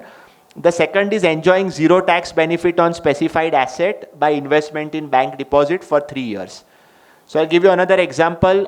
There is બીજું એક સેક્શન છે 115ના જુદા જુદા સેક્શન્સમાં જે એમ કહે છે કે ભાઈ માની લો મેં ઇન્ડિયન કંપનીના કોઈક શેર્સ લીધા, પ્રાઇવેટ કંપનીના ફોર એક્ઝામ્પલ મેં શેર્સ લીધા છે અને એ શેર્સ મેં 1 કરોડમાં લીધા હતા અને આજે એ શેર્સની વેલ્યુ 4 કરોડ રૂપિયા છે. તો જો આજે એ શેર્સ વેચવા જઉં તો મને 3 કરોડનો ગેઇન થાય છે. હવે આપ સૌ જાણો છો કે એ 3 કરોડના ગેઇન સામે જો મારે નોર્મલ પ્રોવિઝન્સમાં બેનિફિટ લેવો હોય So there is only one option available, which is basically 54 capital F. That's the only section available. કારણ કે હવે EC ના bonds પણ આપણે નથી લઈ શકતા કારણ કે only immovable property માટે EC ના bonds available છે. સો 54F માં મારે ઘરમાં નાખવા પડે, મારે જમીન લઈને ઘર બનાવવું પડે, કાં તો પરચેસ કરવું પડે, 3 વર્ષ સુધી એ એસેટ બ્લોક થઈ જાય મારા ફંડ્સ, પછી એ એસેટ હું વેચું, એમાંથી પછી ગેઇન થાય. So it's a rolling cycle which a resident would have if he sells this shares of 1 crore for 3 crores of a private company. આ જ વસ્તુ જો હું નોન રેસિડન્ટના કેસમાં કરું તો there is a specific section and I'll just quickly mention to you that section. 115G, sorry 115F. 115F એમ કહે છે કે ભાઈ if this is what is known as a specified financial asset, એટલે કે ભાઈ આ પૈસા ઇન્ડિયાની બહારથી આવ્યા હતા, મેં એનાથી પ્રાઇવેટ કંપનીના શેર્સ લીધા અને એ પૈસાનો મને હવે કેપિટલ ગેઇન થયો છે, તો 115Fમાં આ જે આખી 2 કરોડની અમાઉન્ટ છે, simply by putting it in a bank deposit for a period of 3 years, I will get the money back totally tax free after the period of 3 years. So this is something which is an added incentive which a non-resident has, જે મને ને તમને પણ as a resident નથી મળતો. So મિત્રો, for those who would like to understand this better, just go and read the provisions of section 115 capital F. થોડું technical થઈ જશે એટલે હું દરેક પહેલાં એમાં નથી જતો, પણ 115F is an amazing provision where basically for these kind of capital gains with respect to non-residents, certain planning is possible. And the last one is, which is again was one of the questions, as a non-resident, what are the certain things which I should keep in mind or can do to ensure કે મારો ઇન્ડિયાનો tax બહુ ના થાય અને મારે ત્યાં report ના કર્યા કરવું પડે. સો again what you can do is, માની લો તમારે અહીંયા 5 કરોડનું કે 2 કરોડનું ઇન્વેસ્ટમેન્ટ ઇન્ડિયામાં કરવું છે and you have 2 options. One option is you do a bank deposit NROની અને એના પર વ્યાજ આવે, વ્યાજ ટેક્સેબલ થાય ઇન્ડિયામાં, દર વર્ષે મારે અમેરિકામાં બતાવતા રહેવું પડે because I am a resident of America. The other option is I invest this money into, આપ સૌ જાણો જ છો માર્કેટના રસિયા તો હોય જ બધા ગુજરાતીઓ, what is known as growth based mutual funds, જેમાં બેઝિકલી મને દર વર્ષે રિટર્ન નથી મળતું. It's basically the fund keeps growing, મારી NAV એ પ્રમાણે ચેન્જ થયા કરે and then when I cash out એ વખતે મને કેપિટલ ગેઇન લાગે. It's not a periodical income which keeps accruing in my particular case. તો એ કેસમાં again it is possible to reduce your foreign taxes on an ongoing basis. અને capital ગેઇનનો most of the કન્ટ્રીઝમાં special rate હોય છે એટલે એ પ્રમાણે હું અકોર્ડિંગલી એડજસ્ટ કરી શકું એને. Foreign entitlement for residents, I'll just maybe quickly take you through. So રેસિડન્ટ્સના કેસમાં પણ આજે મારે ને તમારે પણ આજે માની લો કે કિંજલભાઈને મન થયું કે મારે એપલનો સ્ટોક લેવો છે, તો કેન હી બાય એપલનો stock? Absolutely he can buy એપલનો stock. Forex regulations are very liberal because we have huge foreign exchange reserves. So as a resident, every year you can send outside India $250,000 or equivalent for any purpose. It could be for buying a property, it could be for investment into shares, it could be for opening a bank account. Swaminarayan સંસ્થામાં તમને donation કરવાનું મન થયું તો એ પર્પઝથી પણ મોકલાવી શકો છો. So the forex regulations for residents are also quite liberalise and all you need to do is fill out a form A2, બેંકનું સિમ્પલ ફોર્મ હોય છે જેમાં રેમિટન્સ પર્પઝ કોડ આપ્યો હોય છે કે ભાઈ કયા પર્પઝથી તમે મોકલવા માંગો છો. You fill that out, you are able to do it. These are the various purposes that I have mentioned. Forex handling tips, not very relevant, પણ એક ક્વેશ્ચન હતો કે ભાઈ પ્રાઇવેટ અબ્રોડ ટ્રીપમાં જવું હોય તો કેટલું USD ઓર ઇક્વિવેલન્ટ હું લઈ જઈ શકું? So the answer is you can take $3,000 or equivalent. And obviously once you return to India, you have to, you can keep up to 2,000 and the rest you have to give back. For anybody who's coming into India, for them again the rule is basically there which says that અહીંયા મેં લખ્યો નથી પણ for them it is $5,000 of USD which you can bring into India or equivalent, or $10,000 when it is a traveler's checks, and up to this amount you don't have to declare it to the customs. If it is beyond that amount you have to declare, but we don't need to go into that. Transfer of residence scheme just four academic purpose. ઘણી બધી વાર તમારા કોઈ family members ત્યાં હોય અને અહીંયા પાછા આવતા હોય, so again there are custom relaxations for certain value of transfers. It's possible. અને યા I think that broadly covers. એક બે થોડી ટેકનિકલ સ્લાઇડ્સ હતી, હું બહુ ડિટેલમાં નથી ગયો, બટ આઈ થિંક વારીસભાઈ 1 hour થયો છે, so maybe the right time to start with questions. And I've tried to just give you a general idea. There are lots of red flags which I'll take up as part of some of the questions which were even posed to me, and any other questions which our friends may have. So thank you so much for a very patient hearing, and happy to answer all your questions. Should we start with these first, or we'll just open? આપણે પહેલા મિત્રોના પ્રશ્નો લઈ લઈએ. I like to be અહીંયાથી આમ એકદમ. Yes, sure sir. Before 1 year, I have to transfer some money for the hospitalizing expenditure for my son. Yes. I have to transfer $5 lakhs to US. Yes. Is there any problem maybe arise if any inquiry or from the department? તમે કેવી રીતે transfer કર્યા? 5 lakhs તમે પોતે તો કરી નથી શકતા, તમે તો 250,000 જ કરી શકો છો, unless you take certain permissions or relaxations. I go to bank. Yes. Through bank, I have to transfer. Yes. With a specific reason given to the bank. Yes. This is the I have called later. Yes. From hospital directly. Sure, And then sure. we have transferred. So can I just come to my slide? I think I've just mentioned over there, or I'll even mention it from my book. So basically, there is a special relaxation which is given for hospital expenditure. This incident is not my personal. No, absolutely. It is very relevant. I'll just quickly point that out to you as well. Because the general rule is that you are only allowed to transfer 250,000 USD or equivalent. And separate limits are all under this. So for medical treatment, the general rule is still 250,000 only. So technically, as I was mentioning કે તમે કેવી રીતે કરે, I am also surprised કે બેંકે सीधा તમારા પેલા પર કરી દીધું. પણ you can justify કે ભાઈ આજે મના દીકરાને ત્યાં પૈસાની જરૂર હતી, હોસ્પિટલે મને આ એનું એક્સપેન્ડિચર ચાર્ટ આપ્યો, એના આધારે મેં કર્યા છે. Strictly speaking, you should have gone for a permission route. It is not coming under the general route where anything is possible. Because કેવું હતું, પહેલા મેડિકલ ટ્રીટમેન્ટ્સ ને બીજા બધા માટે જુદી જુદી લિમિટ્સ આપી હતી કે ભણવા જવું હોય તો આટલી લિમિટ, મેડિકલ હોય તો આટલી લિમિટ, કોઈ બીજા પર્પઝ હોય તો આટલી લિમિટ. ભાઈ આ પણ થોડું ધીરું કરજે ને. પછી એ લોકોએ શું કર્યું, એમને કીધું કે ભાઈ આ બધી જુદી જુદી લિમિટ્સ કરવાના બદલે એક જનરલ લિમિટમાં બધું જ સબસ્યુમ કરી દઈએ. So basically now everything is under this general limit. Actually, $150,000 I've transferred to my daughter's account. Yes. He's in USA. Yes. And he has sent to the hospital directly. And balance $3 lakhs I have transferred through bank. At the time of transferring, bank has on and off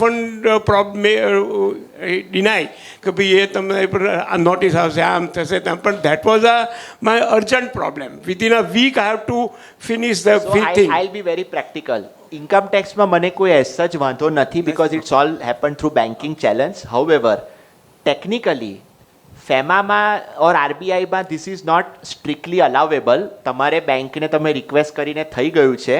But I would say કે in future somebody can always ask you કે ભાઈ આ તમે મોકલ્યું તો સાહેબ કોઈક રીતે જસ્ટિફાઈ કરો. 2.5 years has been gone.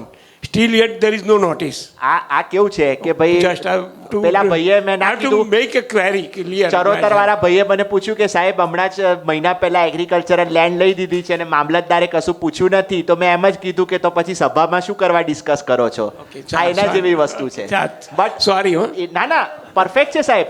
What I am saying is કે સ્ટ્રિક્ટલી સ્પીકિંગ આ વસ્તુ પોસિબલ ના થઈ શકે, પણ થઈ ગઈ છે અને હજી સુધી કોઈ કશું પૂછ્યું નથી, તો આપણે રિલેક્સ રહેવાનું, એમાં કોઈ વાંધો નથી. અને તમે સારા પર્પઝ માટે જ મેડિકલ હિસ્ટ્રી ને જસ્ટિફાયેબલ હોસ્પિટલ લેટર છે, એટલે કોઈ કંઈ કાલે ઉઠીને તમને એવું નથી કહેવાનું કે ભાઈ આના માટે અમે આવું કરીશું.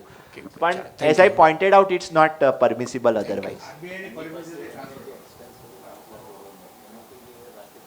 તો એમને કીધું જ ને કે ઓલરેડી મની ઇઝ ટોટલી એકદમ આપની પાસે હોસ્પિટલનું હા બધું એવરીથિંગ ઇઝ વિથ અને બેંકમાં transfer is already official no there is nothing. આપણે શું કરીશું, આવું કંઈક ફ્યુચરમાં આવે ને તો આપણે એવું બતાવીશું, સી 250,000 પર પર્સનની લિમિટ છે.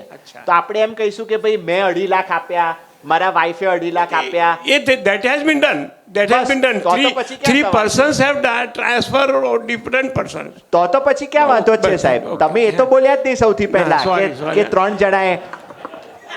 So 250,000 is per individual. So તમે 250 મોકલી શકો, વાઈફ 250 મોકલી શકે. યસ. એક્સપેન્સ 100% કરતી માટે હવે. હા કઈ નહીં, પણ ચલો એ બાને આપણે 2 મિનિટ તો બધા અધ્ધર થઈ ગયા, પછી ખબર પડી કે આમાં કશું બીજું વિચારવા જેવું હતું જ નહીં. એટલે યસ ચાલો સોરી. કેમ છો, મજામાં? નવો ફોરેન રેમિટન્સ પર ટેક્સીસ આવ્યો છે. યસ, TCS 5% વાળો. 5%. હવે એને એવોઇડ કરવા માટે શું કરવું જ પડે? અવોઇડ ના થઈ શકે. આનો પર્પઝ જ એ છે કે અવોઇડ ના થઈ શકે. So I'll tell you, see આમાં કેવું છે, what was the objective behind this provision? LRS is freely repatriable, કે ભાઈ તમે ઇન્ડિયા પાસે બહુ ફોરેન એક્સચેન્જ રિઝર્વ્સ છે, તમે $2.5 લાખ પૈસા મોકલો. Very good objective, there are no restrictions otherwise. પણ કેવું છે કે જ્યારે આજે તમે કંઈ પણ સારી વસ્તુ લાવો ને, એટલે 10માંથી 2 લોકો તો એવા નીકળે જ કે જેને કોઈ મિસચીફ કરવાનું મન થાય. So there were certain instances which came to the attention of the FEMA, RBI and other authorities કે ઘણીવાર લોકો આનો પર્પઝનો મિસયુઝ પણ કરે છે. So they said કે we only want to do one thing. We would like to monitor what is happening with the foreign remittances. એટલા માટે એ લોકોએ એમ કીધું કે ભાઈ જો અત્યાર સુધી શું હતો રૂલ કે નોન રેસિડન્ટના કેસમાં તો CA સર્ટિફિકેશન વગર પૈસા જઈ જ નહોતા શકતા, એટલે ઓલરેડી મોનિટરિંગ એક લેવલનું તો રહેતું જ હતું. રેસિડન્ટના કેસમાં કોઈ મોનિટરિંગ નહોતું, ખાલી બેંકનું ફોર્મ A2 હતું. અને તમે જાણો છો આજે બેંકવાળા સાથે તમારા સારા રિલેશન હોય તો ફોર્મ A2માં તમે શું ભરો છો એ પણ બેંક જોતી નથી. અમૃતભાઈ અહીંયા છે, તરત એમને આમ કહ્યું કે પરફેક્ટ છે, કારણ કે બેંકને કંઈ ફરક જ નથી પડતો. કાલે ઉઠીને બેંકને પણ પ્રોબ્લેમ આવી શકે. So there was a monitoring mechanism which was required to be put. So એ લોકોએ એમ કીધું કે ભાઈ આજે વર્ષે તમે જો 7 લાખ રૂપિયાની અંદરના તમારા રેમિટન્સીસ હોય તો દેર ઇઝ નો પ્રોબ્લેમ. પણ જો એનાથી વધારેના કરતા હો તો ચોક્કસ કરો, કોઈ પ્રોબ્લેમ નથી. પણ we will ask the bank which is the remitting authority to deduct that 5% TCS only on the amount exceeding that 7 lakh. So આજે 10 લાખ હોય તો ખાલી 3 લાખ પર જ 5% કપાશે, અને this is a annual amount. પણ જો કપાયો 5% તો તમને તમારા ઇન્કમ ટેક્સ રિટર્નમાં એ મજરે મળી જશે. So it is like a tax collected in advance which you can then set off against your regular income. પણ unfortunately there is no way of saving this. TCS અને મારા હિસાબે 206C is a good provision. So I would say કે ચોક્કસ હોવું જોઈએ, because 10માંથી 2 લોકો એને બહુ મિસયુઝ કરતા હતા, તો ભલે ને એ 2 લોકો એવા પકડાય. એટલે યુ કેનોટ અવોઇડ ધેટ. 7 લાખની અંદર તો સાહેબ મતલબ જ નહીં ને, પછી તો શું કરવા મોકલવાના. TCS કપાઈ અમે સારું કે તોય આપણી પાસે રિટર્ન ભરાવા તો આવે. બોલો, આ મને પેલા બેંક વાળા કાકા યાદ આવ્યા, આપણા ગુજરાતી ભાઈ બોલ્યા કે જેટલા ટેક્સ અને રિપોર્ટિંગ ઓબ્લિગેશન્સ નોન રેસિડન્ટ પર નાખશો એટલી આપણી દુકાન સરસ ચાલશે. મસ્ત in a lighter weight. Yes sir, બોલો. હમણાં સર એવું છાપામાં આવ્યું હતું કે કોઈ NRI હોય ને એને કોઈ પ્રોપર્ટી લેવી હોય કે વેચવી હોય તો કંઈક પરમિશન લેવી પડશે. દિવ્ય ભાસ્કરને જય કહું છું. Okay, so I am aware about this. So તમારો પ્રશ્ન પૂછો, પછી મેં દિવ્ય ભાસ્કરના આર્ટિકલની વાત કરું. બીજો પ્રશ્ન એવો છે કે તમે હમણાં કીધું કે 115H કોઈ રિટર્નિંગ NRI હોય તો એને પછી 20%નો ટેક્સ ભરીને પણ ચાલે. Only for certain types of income, not for everything. હા, પછી એને ટેક્સ 20% ભર્યો ને 3-4 વર્ષ ઇન્ડિયામાં રહીને એને એમ થયું કે અહીંયા મજા નથી આવતી ને પાછા જવું છે, તો ઓલો જે 20% ટેક્સ ભરાઈ ગયો એ તો ફાઇનલ ને. હાસ, તો એનું કારણ છે એ 20% કેમ ભર્યો? Because it was an Indian income. આજે નોન રેસિડન્ટ તરીકે પણ મારી ઇન્ડિયન ઇન્કમ હોય તો મને ઇન્ડિયન ઇન્કમ પર તો નોન રેસિડન્ટ પણ ટેક્સ ભરે જ છે ને. આજે તમારી NRO ડિપોઝિટ હોય તો 195 માં બેંક 30% કાપે જ છે. So the objective of that section was not કે ભાઈ NRI માં tax ના કપાય ને resident માં કપાય. It is only a beneficial provision granted to a returning Indian કે ભાઈ because your funds originated outside India and you are parking them in what is known as a specified foreign asset. હવે I'll take you back to that slide. જેમાં specified foreign asset માં one of the things is કે it is public companies જોડેની deposits પણ એમાં included છે. So all the banks, they are all public companies. HDFC को, ICICI को, આપણી બીજી Axis को. So that is the reason why that logical extension happened to a bank deposit. જ્યાં મને special 20% rate હું રાખી શકતો હતો. If you are going back after 4 years, then in that case also the deposit was always with an Indian bank and it's Indian income. એટલે NRI status માં પણ Indian income પર તો tax લાગશે જ. Unless it's an NRI deposit, જે હતી નહીં આજની તારીખે. So then you will have to convert it into NRI deposit. Okay. પછી આપણે ફેમામાં કોઈ NRI છે નોન રેસિડન્ટ, એની બેંકને ખબર કેવી રીતે પડે? જો એવું છે, in 9 out of 10 cases, the bank on its own it's not possible for them to find out. So there are 2-3 mechanisms. It is possible, but it is not very easy. So બેસો ને please. One of them is obviously the KYC mechanism. જ્યાં bank તમને પૂછે છે કે are you a resident of India or are you a non-resident? Non-resident લખો એટલે તરત પૂછે છે કે ભાઈ તમે કયા કન્ટ્રીના રેસિડન્ટ છો. બધી બેંકો આપણી પાસે આ ફોર્મ ભરાવડાવે છે. ફટકાનું ફોર્મ જે એક્ઝેક્ટલી foreign account transaction જે અમેરિકાએ ફટકાનો રૂલ લાવ્યો. I have not included slides here, but that's a subject in itself.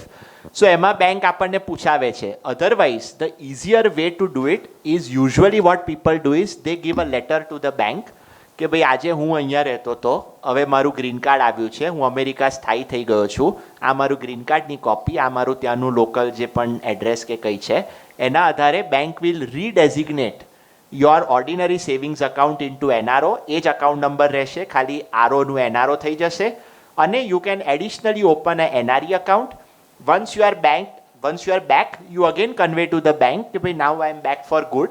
Bank will redesignate that NRO account into RO account અને NRE account close કરાવી દેવાનું. As I said, maturity પર કાં તો એ પહેલા જ્યારે પણ કરવું હોય. ના, પીપીએફ અકાઉન્ટ તમારું ફેબા મુજબ બધું ફેમા મુજબ જ છે. હા. NRI cannot open PPF account. Yes. So does this term NRI means as per FEMA or as per income tax? ના, એટલે એક જ minute. So basically what you are asking is કે ભાઈ આજે હું ઇન્ડિયામાં રહું છું પણ my intention is to go back, તો can I open a PPF account or not? In my opinion, you cannot open a PPF account.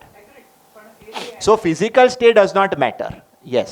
So it should be as per FEMA. Yes. Technically, it should be as per FEMA. And can NRE account be converted into fixed deposit? No. NRE account can only be closed. So NRE account માં બે જ વસ્તુ થઈ શકે. એક regular NRE account રહે જેમાં તમને 3-3.5% રેગ્યુલર વ્યાજ મળે, કાં તો એક NRE ડિપોઝિટ રહે જે NRE ડિપોઝિટ પર તમને મળે છે અત્યારે કંઈક 6.5% આસપાસ મળે છે. એ બે વસ્તુ થઈ શકે. NRE અકાઉન્ટને કોઈ બીજા અકાઉન્ટમાં કન્વર્ટ નથી થઈ શકતું. નો, યુ કેનોટ કન્વર્ટ ઇટ. હા.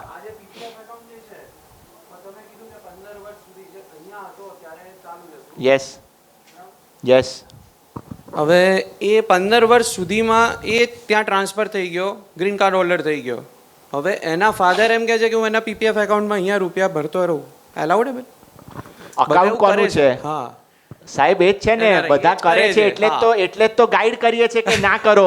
અને કિંજલભાઈએ પણ એ જ કહેવાનું એમના ક્લાયન્ટ્સને કે ભાઈ ના કરો, કાલે ઉઠીને બેંક ફ્રીઝ કરી દેશે, એટલે પીપીએફ ઓથોરિટીઝ ફ્રીઝ કરી દેશે અકાઉન્ટ તમારું. Okay. C, it is not important who contributes to the account. So I will explain to you in this way. Again આ થોડું કદાચ રિપીટિશન લાગશે પણ આ બહુ ઇમ્પોર્ટન્ટ વસ્તુ છે એટલે ફરીવાર આપને કહું છું. પીપીએફ અકાઉન્ટના બે રૂલ્સ છે. સૌથી પહેલો રૂલ કહે છે કે ભાઈ તમે જો નોન રેસિડન્ટ હો તો તમે અકાઉન્ટ ખોલાવી જ નથી શકતા, રૂલ નંબર 1, ઓર રિન્યૂ નથી કરાવી શકતા. સેકન્ડ રૂલ એમ કહે છે કે તમે જ્યારે આ અકાઉન્ટ ખોલાવ્યું ત્યારે તમારું સ્ટેટસ રેસિડન્ટ હતું, તો પછી તમે નોન રેસિડન્ટ થયા એટલે માની લો કે ચોથા કે પાંચમા વર્ષે થયા અને બીજા 10 વર્ષ હજી બાકી છે, So you can not only continue that account for another 10 years, you can even contribute 1.5 lakh rupees from your own money. Fatherના પૈસાની જરૂર નથી, because the account was opened under the residential status. However, if the account was wrongly opened when you are a non-resident, કારણ કે authorities ને ખબર ના પડી અને હવે તમે એમ કહો કે ભાઈ ફાધર એમ કે હું ભરીશ 1.5 લાખ રૂપિયા, તો એ વસ્તુ નહીં ચાલે, because the account is qua the owner of the account and not who deposits or contributes into the account. So PPF અકાઉન્ટમાં પ્લીઝ ખ્યાલ રાખજો કે resident સ્ટેટસમાં ખોલાવેલું PPF account is valid until the account matures, even you become non-resident in between, and that is logical because the government doesn't want you to lose out on that benefit. But you cannot open a PPF account as a non-resident અને જો ખુલી ગયું હોય અને father એમ કે સાહેબ આપણે ચાલુ રાખીશું, કોને ખબર પડે છે? તો ખબર ચોક્કસ આજે નહીં તો કાલે પડશે જ. હા, ક્યારે ખોલાવ્યું? તો 15 વર્ષ સુધી ચાલુ રાખી શકે છે, 100% કરી શકે. મેં એટલે જ મેં એને 2 પાર્ટમાં સેપરેટ કર્યું કે રેસિડન્ટ ખાતું હું પોતે પણ ડિપોઝિટ કરી શકું છું, ફાધરની પણ જરૂર નથી, because it's technically allowable as per the PPF rules. હા હા, હું એના પર જ આવું છું. આપના બધા ક્વેશ્ચન્સ એના સિવાયના પતી ગયા?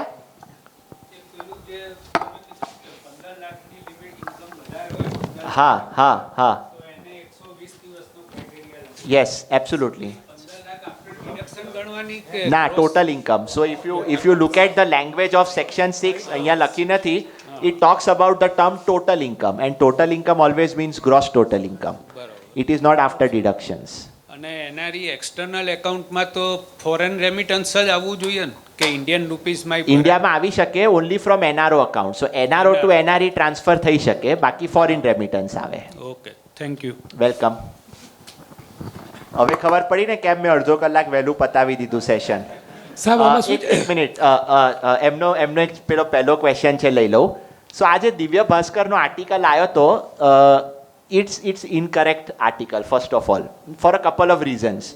The Supreme Court decision which came out on February 26, 2021, હમણાં જ 8 મહિના પહેલા, એ ડિસિશન આવ્યું હતું 1973ની ફેરા એક્ટ પ્રમાણે. કેસ દાખલ થયો તો 1977માં. સો સૌથી પહેલાં તો 28 વર્ષ સુધી કોર્ટ ઊંઘતી રહી. કોર્ટે જજમેન્ટ આપ્યું 1973ની ફેરા એક્ટ પ્રમાણે. એ કેસીસના ફેક્ટ્સ ટિપિકલ હતા, કારણ કે જે વેચનાર હતા એ બેન ધોળિયા હતા. She was not even a person of Indian origin. એમનું નામ કંઈક મિસિસ પ્રેટ કેવું કંઈક હતું. અને 1973ના ફેરા એક્ટ પ્રમાણે એક 31 નંબરનું સેક્શન હતું, જેમાં એવું લખ્યું હતું કે ભાઈ ફોરિનર હોય તો તમે પરમિશન વગર લેવેચ પ્રોપર્ટીની ના કરી શકો. આજની તારીખે પણ તમે જો ફોરિનર હો, foreigner doesn't mean person of Indian origin, foreigner means white or black or whoever, Indian ઓરિજિનનો ના હોય એ માણસ. તો આજની તારીખે પણ આરબીઆઈની ઘણી બધી ગાઈડલાઇન્સ છે કે તમારે આટલું કરો તો જ અમે તમને લેવા દઈએ, for obvious reasons. So the Supreme Court in that judgment quoted the finance minister of that time, એક વાયબી ચવાન કરીને હતા 1973માં જ્યારે આ આવ્યો પ્રોવિઝન. અને એમને કીધું કે ભાઈ વાયબી ચવાણ એ વખતે એવું કહ્યું કે ભાઈ ઇન્ડિયાનું આટલાક ફોરેન રિઝર્વ્સ છે, we don't want money to freely go and come in two India, therefore we are bringing out with this restrictions, etc., etc. So that was a typical set of facts on a different act, only the judgment came now. Divya Bhaskar તમે જોશો, ના સંદેશ, ના times, ના કોઈ ગૂગલના articles, ના કોઈ બીજા ઓથર્સ, કોઈએ પણ આ વસ્તુ પર ક્યાંય કોઈ રિપોર્ટ નથી આપ્યો કે ભાઈ આ સાચું છે ખોટું છે શું છે, because it was relating to a typical factual situation and that is what the law was. Today, the RBI guidelines are very clear that there is something known as general permission. General permission states કે non-residentના કેસમાં ખેતીની જમીન સિવાય તમે બધું જ લઈ શકો છો, વેચી શકો છો. દિવ્ય ભાસ્કર તો એમ કહે છે કે ભાઈ તમારે નોન એગ્રીકલ્ચર લેન્ડ કે બંગલો પણ લેવો હોય તોય તમારે આરબીઆઈની પરમિશન લેવાની. શેના માટે લેવાની ભાઈ? So in my respectful view, the article is misquoted without appropriate understanding of a 1973 law, of a decision which was filed in 1977 અને એનું આજની તારીખે 21માં એ જજમેન્ટ આવ્યું હતું. So I would not give much weightage to that. અને છાપાવાળાને તો કેવું હોય પેલું ન્યૂઝ બનાવવા માટે કંઈક લખી દેવું હોય, પણ આઈ એમ અવેર બહુ સેન્સેશન થઈ ગયું હતું જ્યારે આવું આવ્યું ત્યારે. હા આવે જ ને, 100% આવે. એક મિનિટ આપનો લઉં એમનો લીધા પછી. Yes please please. આમાં શું વેપારીઓ શું કરતા હોય છે અમારા, હા કે એમના બાળકો બહાર ભણવા જતા રહે, બરોબર. 2-3 વર્ષ ભણે પછી ત્યાંથી પૈસા મંગાવે છે લોકો. યસ, તો એ મંગાવી શકે પૈસા મારો 5-10 લાખ 20 લાખ 100% મંગાવી શકે. કેમ કે એ છોકરાઓ ભણે છે હજી હો.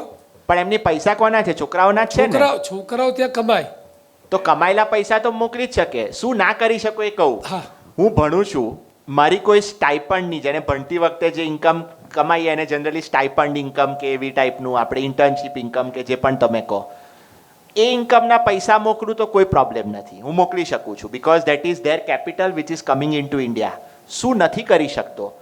લોકો શું કરે છે કે મારું ઓલરેડી બહાર બધું ધોળા સિવાયની બધી વસ્તુઓ પડી છે, દીકરો બહાર ગયો એટલે મને ટેમ્પટેશન થાય કે યાર દીકરો બહાર છે ને તો લાવને આપણે દીકરાને પેલા પૈસા આમથી આમ ફેરવીએ દીકરા પાસે અને પછી દીકરાને કહે કે અહીંયા મોકલ.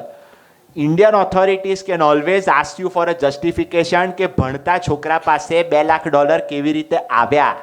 સો the question is can you send? The answer is yes. Can the authorities question you? They obviously can for a justification. પણ મોકલી શકો 100%, કોઈ પ્રોબ્લેમ નથી. એટલે પણ ઇટ ડિપેન્ડ્સ કે શું મોકલાવો છો. ઘણીવાર લોકોને મેં જે તમને કીધું ને 10માંથી 9 કેસીસમાં એવું ટેમ્પટેશન હોય છે કે આપણું જે બધું બહાર કંઈનું કંઈ છે ને તો લાવને આપણે વાયા દીકરા કે કોઈ રિલેટિવ મોકલાવીએ. એવું છે ત્યાં આગળ નોકરી જ કરતા હોય છે અમુક તો હોય ને 110% મોકલી શકે. હા, તો વાંધો. શું કરી શકે હું આપને એ પણ કહું. અહીંયા એ લોકો ફાધર મધરની ગિફ્ટ તરીકે પણ મોકલાવી શકે. એ લોકો અહીંયા એમના નામે કોઈ ઇન્વેસ્ટમેન્ટ માટે NRI અકાઉન્ટમાં પણ મોકલાવી શકે. ફાધરની ધંધાની પેઢી હોય એમાં એ લોન પણ આપી શકે. કોઈ પ્રોબ્લેમ નથી, એ બધી જ વસ્તુઓ થઈ શકે છે. જસ્ટ એક NRI છે ત્યાં આગળ અને ત્યાંથી અહીં આગળ ફંડ ટ્રાન્સફર કરેલું. Yes. અમે એને પ્રોપર્ટી લીધી. Yes. એટલે અને પ્રોપર્ટીમાં 3-4 કરોડ રૂપિયાનું કેપિટલ ગેઇન થાય. હમણાં તમે જેમ કહ્યું 115F. Yes, capital gain by cell of building Yes. Or plot. Yes. અને એ જે કેપિટલ ગેઇન એ પણ 115F પ્રમાણે. ના આવે. એટલે શહેરનો 3 વર્ષ માટે જે ડિપોઝિટ કરવાની કઈ ને એની વાત. હા, એમાં ના આવે. And therefore let me just tech back to that particular section.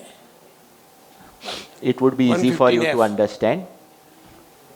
So 115F is a beneficial provision, but where does it emanate from? It emanates from section 115C, which talks about specified financial assets.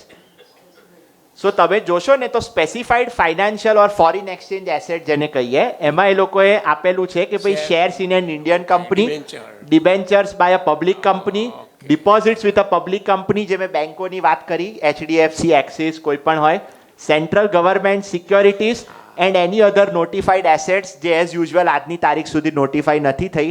આ provision આવ્યું હતું 1984માં જ્યારે આપણા પ્રણવદા, he was the finance minister and he said કે let us open the doors for non resident investment in to India.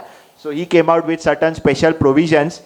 હજી સુધી નોટિફાઈડ એની અધર એસેટ નથી થઈ. અનફોર્ચ્યુનેટલી જમીન, મકાન અને એ બધા માટે આ પ્રોવિઝન અપ્લાય નથી. એને તો કેપિટલ ગેઇન લાગે છે, right? Absolutely. Or you can take benefits of 54 bond purchase કરવાનો બેનિફિટ તો લઈ શકે ને. કાં તો 54, કાં તો 54 EC, કાં તો જો જમીન એને હોય તો 54F 100% લઈ શકે. Thank you. કોઈ પ્રોબ્લેમ નથી. Yes please. NRI નું વિલ ડ્રાફ્ટ કરવું હોય Yes. તો કોઈ સ્પેશિયલ પોઈન્ટ્સ કન્સિડર કરવા જરૂરી ટેક્સેશન માટે? એબ્સોલ્યુટલી જરૂરી. Not from a taxation but from a family succession. So NRIના વિલમાં 2 વસ્તુઓનો ખાસ ખ્યાલ રાખવાનો, જે વ્યવહારુ માર્ગદર્શન આપને આપું છું, કોઈ લો નથી એમાં. વ્યવહારુ માર્ગદર્શન એવું છે કે NRIsના કેસમાં યુઝ્યુઅલી 2 વસ્તુઓ થાય. એક તો એની ત્યાંની પણ એસેટ્સ હોય અને એક અહીંયાની પણ એસેટ્સ હોય. To make it easy for the persons after him to administer the execution of the wills, જેને આપણે executors કહીએ, he should prepare 2 sets of wills. એક will એને બનાવવાનું US એસેટ્સનું, સપોઝ અમેરિકામાં રહેતો હોય એમાં લખે કે ભાઈ મારી આટલી આટલી એસેટ્સ છે અમેરિકામાં, આ મારા ફેમિલી મેમ્બર્સ છે એમને હું આટલું આટલું આપું છું. અને ત્યાંના નોટરી કે પેલા એડવોકેટ પાસે એને રજિસ્ટર કે નોટરાઇઝ કરાવી દેવાનું, which will be easily enforceable in America when he is not there. એક એને વિલ બનાવવાનું, ઇન્ડિયન વિલ, જેમાં ઇન્ડિયાની એસેટ્સ હોય અને કોને શું શું આપવું છે. અહીંયા આગળ તો કોઈ નોટરાઇઝેશન કે રજિસ્ટ્રેશન મેન્ડેટરી નથી, પણ કરાવવું હોય તો કરાવી શકાય. ઇટ ઇઝ હિતાવર કે એટલીસ્ટ નોટરાઇઝ તો કરાવું, જેનાથી ઓથેન્ટિસિટી ઓફ ધ વિલ રહે. બાકી 2 વિટનેસની સહીથી પણ થતું જ હોય છે. સો 2 સેટ્સ ઓફ વિલ્સ રાખવાના, which will mean that when he is not there it will be very easy for him to administer those wills. So this is my practical guidance. બાકી કોઈ એવો સ્ટ્રિક્ટ લો નથી કે તમારે આવું કરી શકાય કે આવું ના કરી શકાય. બીજા કોઈ પ્રશ્નો મિત્રોના? દુબઈમાં એનઆરઆઈ રહે છે અને ત્યાંથી ફ્યુચરનો ઓપ્શનનો ધંધો કરે છે. ત્યાં આગળ કરે છે ધંધો? ના, ઇન્ડિયામાં કરે છે. ઇન્ડિયામાં કરે છે, હા. એની ઇન્કમનું તો એ તો ઇન્ડિયાનો ધંધો કરે છે તો ઇન્ડિયામાં જ ટેક્સેબલ થશે. See, the rule is very clear. Any income which arises in India, whether it is bank deposit, dividends, capital gains, આવો ફ્યુચર સ્ટોક્સનું જે, it is all considered as Indian sourced income, જેને આપણે સેક્શન 5 કે section 9 of income tax એક્ટમાં source of income એની ઇન્ડિયાની કહેવાય. એ ઇન્કમ પર તો આપ એનઆરઆઈ છો કે રેસિડન્ટ છો, બંને કેસીસમાં આપે ટેક્સ ભરવો જ પડે. હા, શ્યોર, પૂછો ને, આપ આરામથી બેસીને પૂછો. અરે પ્લીઝ. હવે આપણે રિટર્ન જે ભરીએ છીએ એમાં એક કોલમ આવે છે, યસ, કે એનઆરઆઈ પ્રીવિયસ યરમાં કેટલા દિવસ રહેલો, યસ, એના 4 વર્ષ અગાઉમાં કેટલા દિવસ રહેલો, પાસપોર્ટ ક્યાંથી ઇસ્યુ થયો હતો, અને આપણે પાસપોર્ટનો નંબર લખવાનો છે. તો કમ્પલસરી લખવો જ પડશે આપણે? જો એવું છે કે એનઆરઆઈના કેસમાં સ્ટ્રિક્ટલી સ્પીકિંગ આ વસ્તુ સ્કીપ કરવી હોય તો થઈ શકે, જે પાછલી હિસ્ટ્રી છે એ, નોટ ટીન નંબર ને બીજું બધું. પણ હવે કેવું છે કે ઘણીવાર ફોર્મમાં અમુક વસ્તુઓ ના ભરો તો તમને એ લોકો ચડાવવા જ નથી દેતા. તો એ તમારે જોવું પડે કે હું સ્કીપ કરું છું તો ફોર્મ એક્સેપ્ટ થાય છે કે નહીં. એમાં એવું છે, 2 વસ્તુ છે. What is mandatory? What is mandatory is to write my status as NRI and to mention which country's resident I am and the TIN number of that country. Once I am an NRI, strictly speaking, income tax department need not know what is my past history of 4 years, 3 years, 5 years, 10 years or whatever. કે તમે મને પાછલા 5 વર્ષનું passport data આપો. તમારી પાસે છે, passport authority પાસેથી મંગાવી લો એ data. So technically I can always say કે ભાઈ I am not mandatorily obligated to fill that info. તમે ના ભરો અને કોઈ ક્વેરી આવે તો આવી શકે, ચોક્કસ આવી શકે, because they may say કે આ ફોર્મ ઇનકમ્પ્લીટ છે, આ રિટર્ન ઇનકમ્પ્લીટ છે. પણ if you ask my advice, I will say કે it is better to fill it. However, it is not mandatory because that data has no relevance with your current year's non-resident status. And that information is already before the income tax department. હાજી, આપને પ્રશ્ન હતો?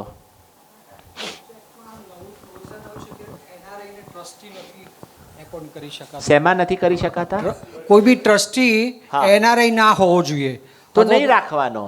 એટલે જૂના થઈને foreign ગયા હોય તો પછી તો એનઆરઆઈ જ થયા ને. એટલે હવે તમારે ઇન્ટરપ્રિટેશન એ ચેક કરવું પડે. And of course I'll not strictly comment because trust is not my area of specialization. However, what you will have to check is this. If I became a NRI subsequently after being appointed a trustee as a resident, can I continue as a trustee just because now I'm a non-resident, or only for new non-residents only for new non-residents who want to now become a trustee this rule is applicable? એ આપે check કરાવવું પડે. જો જૂનું થઈ શકતું હોય જેમાં PPF વાળું છે તો I can take a stand કે ભાઈ હું જ્યારે ટ્રસ્ટી બન્યો ત્યારે રેસિડન્ટ હતો, please allow me to continue. જો ના કન્ટિન્યુ થઈ શકાતું હોય, જો ટ્રસ્ટ એક્ટ કે કમિશનર ઓફ એ તમને એમ કે ભાઈ ના કરવું પડશે ચેન્જ, તો you will have to then replace. હમણાં રિસન્ટલી ચેન્જ આવ્યો છે કે તમારે નવા ટ્રસ્ટી એપોઇન્ટ કરવા પડશે. હા, એનઆરઆઈ બદલે. અને આઈ વુડ સે it is fair provision because a trustee is a very important instrument in a trust structure. હવે જે માણસ અહીંયા રહેતો જ ના હોય, you cannot expect him to be very hands-on with that managing of the trust. So therefore they may have thought of this kind of a change. So મને actually આ પ્રોવિઝનનું ખ્યાલ નથી, એટલે જ મેં કીધું કે તમારે જોવું પડશે કે ટ્રસ્ટને રિલેશનમાં શું કહે છે આ પ્રોવિઝન. હાજી, હવે એવું છે કે આજે I mean, I don't think there should be any difficulty because executor is somebody who's only executing the will. He's not doing anything, he's not getting anything, he's only administering the execution of a will. So theoretically, yes, it is possible. Practically, whether that NRI would come to India after the passing away of the settler to execute the will, એ બધા practical issues આવી શકે કે કૌશલભાઈ કીધું એમ પહેલાં અહીંયાના લોકો એમ કે તું તો ત્યાં રહે છે તારું અમે શું કરવા સાંભળીએ, આવું બધું થઈ શકે. પણ I don't think there is any embargo. Obviously not, because he is only an executor. He is not doing anything else. હાજી પ્લીઝ. તમે જેમ પીપીએફનું કીધું એવું એલઆઈસીમાં શું થઈ શકે?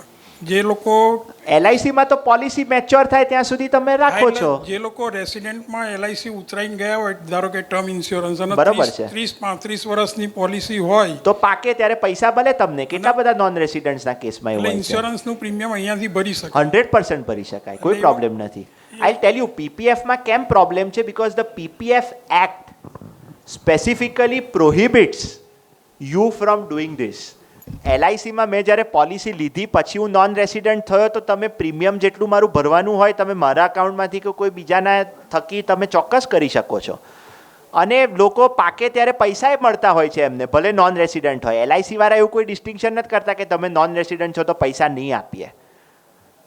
પણ ઇટ્સ શું કહેવાય, એલઆઈસીની પોતાની ગાઈડલાઇન્સ છે, પીપીએફની એમની પોતાની ગાઈડલાઇન્સ છે. પીપીએફનો biggest advantage is the tax free interest. બધા લોકોને કેમ લોલીપોપ કે 1.5 લાખના ડિડક્શન માટે લોલીપોપ નથી લાગતી, એ તો 1.5 લાખ તો હું ગમે ત્યાંથી ડિડક્શન લઈ આવીશ. પણ જે મને હવે તો ઓછા થઈ ગયા રેટ્સ, પણ પહેલાં જે મને ઇવન 8, 8.5, 9% મને વ્યાજ મળતું હતું ટેક્સ ફ્રી, એટલે ઓલમોસ્ટ 13-14% વ્યાજ થયું. અમૃતભાઈને તો 14, 15, 18%, 12%, બોલો 12% વાળું પણ પીરિયડ હતો. હા, હવે એ 12% મળતું હતું એટલે લોકોને ટેક્સ ફ્રી 12% કોણ આપવાનું હતું આજે, એટલે પીપીએફનો ચામ હતો. જીગરભાઈ, એક હજી સવાલ એવો આવ્યો છે કે for the financial year 2021 because of this Covid, yes, આ જે પીરિયડ ઓફ સ્ટે છે એમાં કંઈ સુપ્રીમ કોર્ટના, because we have a divergence, નિર્મલાજીને બધાએ રિક્વેસ્ટ કરવી પડે કે રિટર્ન ભરવાની ડેટ ડિસેમ્બર સુધી ખેંચી તો એ પહેલાં કોઈક નોટિફિકેશન બહાર કાઢો. અધરવાઇઝ એક્સેપ્ટ ફોર 19-20 જ્યાં પહેલાં માર્ચ 22થી માર્ચ 31નો 8 દિવસ આપ્યા, એ સિવાય કોઈ જ રિલેક્સેશન કોવિડના લીધે જો તમે અહીંયા ફસાયા હોય તો નોન રેસિડન્ટ્સને આપવામાં નથી આવ્યું. સો as of today there are lot of recommendations, but there is no law or any notification which has come out which says કે અમે તમારું આટલો પીરિયડ ગ્રેસ ગણીશું અને એ પીરિયડ કાઉન્ટ નહીં થાય. હા સાહેબ. અને એક હમણાં રીઓપનિંગની જે નોટિસીસ બધી બહુ બધી આવી, અને reopening of the assessment and the person having foreign assets, આ બે બાબતમાં કદાચ જો તમે 1-2-3 મિનિટમાં કંઈ કહી શકતા હો તો સાહેબ. ચોક્કસ. સો બેઝિકલી કેવું છે કે ફોરેન એસેટ્સ તમારી હોય અને બે કારણથી નોટિસો આવી શકે. એક ઇઝ કે તમે કોઈ કારણસર આ એસેટ્સ શિડ્યુલ એફએમાં બતાવવાની રહી ગઈ હતી, તો ઓબ્વિયસલી જો ડિપાર્ટમેન્ટને ઇન્ફોર્મેશન મળે તો ડેફિનેટલી આવી શકે. ઇનફેક્ટ આપણે અત્યારે હું બોલીશ નહીં, પણ બ્લેક મની એક્ટ બધાને ખબર જ છે. સો શિડ્યુલ એફએનું violation can directly take you under the black money act. The other thing is કે ભાઈ ઘણા બધા ક્લાયન્ટ્સના કેસમાં એવું બન્યું હતું કે દે વર રિટર્નિંગ રેસિડન્ટ્સ, જે પહેલાં નોન રેસિડન્ટ્સ ઘણા વર્ષો સુધી હતા અને પછી રેસિડન્ટ્સ થોડા વર્ષો માટે થયા અને હવે અહીંયા જ થાય છે. એ લોકોના કેસમાં because they started filing schedule FA in their residential status period, and તમે જોશો તો શિડ્યુલ એફએમાં ડેટ્સ હોય છે, when was the account opened, with which bank, કયા વર્ષમાં તમે પ્રોપર્ટી ખરીદી, એ બધી ડિટેલ્સ એ લોકો ફોર્મમાં માગે છે. So as a balance check or a routine check, they were also the kind of, કારણ કે મારા ઘણા બધા એવા ક્લાયન્ટ્સ હતા જે લોકો અહીંયા જ હવે રહે છે પણ પહેલાંની બધું જૂનું એમનું છે બહાર. RBI allows you to keep it officially, so no problem. તો the notices came wherein they were just wanting to understand કે ભાઈ તમે આ વસ્તુ બરોબર બતાવી છે, નથી બતાવી, બહાર તમારું છે તો કેવી રીતે તમે અક્વાયર કર્યું હતું. There are always justifications કે સાહેબ હું 15 વર્ષથી બહાર રહેતો હતો તો આટલું તો મારી પાસે હોય જ ના હોય. અને therefore what they have done is કે for all these things they have made sure કે there are certain checks and balances. In my opinion it's a good thing. પણ હવે આજે અને એમને કીધું ને કે ભાઈ નોટિસ આવશે તો આપણી પ્રેક્ટિસ પણ ચાલશે, નોટિસ નહીં આવે તો પ્રેક્ટિસ કેવી રીતે ચાલશે, એના જેવી વસ્તુ છે. એટલે પેલા ક્વેશ્ચન લિસ્ટમાં કોઈ બીજા તમને એવા? Okay, perfect. બીજા કોઈ ક્વેશ્ચન્સ હોય તો I think we have our I mean session is almost kind of over because of time, પણ એકાદ ક્વેશ્ચન કોઈનો હશે તો I am happy to take. Otherwise thank you so much once again. અને યસ યસ યસ યસ પહેલેથી હતું. હા, હવે આજની તારીખમાં જે એનઆરઆઈ થઈ ગયા, યસ, એનું નામ અહીંયા ચાલે છે. હવે કેવાયસી નું ફોર્મ ભરવાનું આવે, યસ, ત્યારે પરમેનન્ટ એકાઉન્ટ તો એનો બી હોય, એ બી નાખી દઈએ, બરોબર. આધાર કાર્ડ ન હોય. હા, હવે ક્યાં એનઆરઆઈ થઈ ગયું, એનું નામ મારે ડિલીટ કરવું પડે કે એકાઉન્ટ ચાલુ રાખી શકું? ત્યાં તો એનો પરમેનન્ટ એકાઉન્ટ નંબરને ફોર્મ સહી કરી. જો એવું છે કે તમે જો ઓર્ડિનરી સેવિંગ્સ એકાઉન્ટ રાખતા હશો, ભલે જોઈન્ટ નેમમાં હતું, તો સૌથી પહેલાં ક્વેશ્ચન એ આવે કે ભાઈ ઓર્ડિનરી સેવિંગ્સ એકાઉન્ટમાં જોઈન્ટ નામ નોન રેસિડન્ટનું કેમ છે? સો ટેકનિકલી ખસેડવા માટે બેંક પૂછી શકે. માની લો બેંકને ખબર જ નથી કે નોન રેસિડન્ટ છે, તો તમે પાન કાર્ડ તો છે જ, પછી તમારે બેંકને સમજાવવું પડે કે ભાઈ આ ત્યાં રહે છે એટલે આધાર કાર્ડ એના માટે મેન્ડેટરી નથી અને એટલા માટે અમે આધાર કાર્ડ નથી આપતા. પણ it all depends. Otherwise strictly speaking on an ordinary savings account you cannot continue with a non-resident's name. You can have him as a nominee, but you cannot have him as a joint holder. Why? Because as per FEMA, he is not entitled to have a ordinary savings account while he is a non-resident. ભલે ને હોય, પણ જો ફેમા અને RBI શું કહે છે, પહેલાં તો તમારું ઓર્ડિનરી સેવિંગ્સ જ હતું, તમે ગયા તો તમે એને રીડેઝિગ્નેટ કરાવી દો એનઆરઓમાં. તમારી ડિફિકલ્ટી ક્યાં આવે છે કે ભાઈ અકાઉન્ટ મારું એકલાનું નથી, અકાઉન્ટમાં મારા ફાધરે છે અને મારા મધરે છે. હવે સૌથી પહેલાં તો ફર્સ્ટ નેમ કોનું છે ઇમ્પોર્ટન્ટ છે, બિકોઝ એકચ્યુઅલી બેંક અકાઉન્ટ કોને ખોલાવ્યું એ ઇમ્પોર્ટન્ટ છે. ઘણીવાર આપણે ખાલી નામ એડ કરાવવા જોઈન્ટ કરતા હોય છે, બાકી પૈસા તો ફાધર કે મધરે જ આપ્યા હોય. તો એ કેસમાં તો ઇટ ઇઝ જસ્ટિફાયેબલ કે આ ઓર્ડિનરી સેવિંગ્સ અકાઉન્ટ જ છે, દીકરાનું નામ ખસેડી લો, એને નોમિનીની કેટેગરીમાં નાખી દો. જો એ પોસિબલ નથી તો એ કેસમાં તમારે પછી બેંકને ટ્રાય કરવું પડે એક્સપ્લેન કરવાનું કે તમે મને અલાઉ કરો, પણ સ્ટ્રિક્ટલી સ્પીકિંગ ફેમામાં તમે ખોટું તો કરી જ રહ્યા છો, because even a non resident cannot have a joint account which is in the status of an ordinary savings account. તમે કેવી રીતે, ફાધર મધર તો અહીંયા જ રહે છે, તમે એને રીડેઝિગ્નેટ કેવી રીતે કરાવશો? અકાઉન્ટ કોનું છે તમને એ ખ્યાલ છે?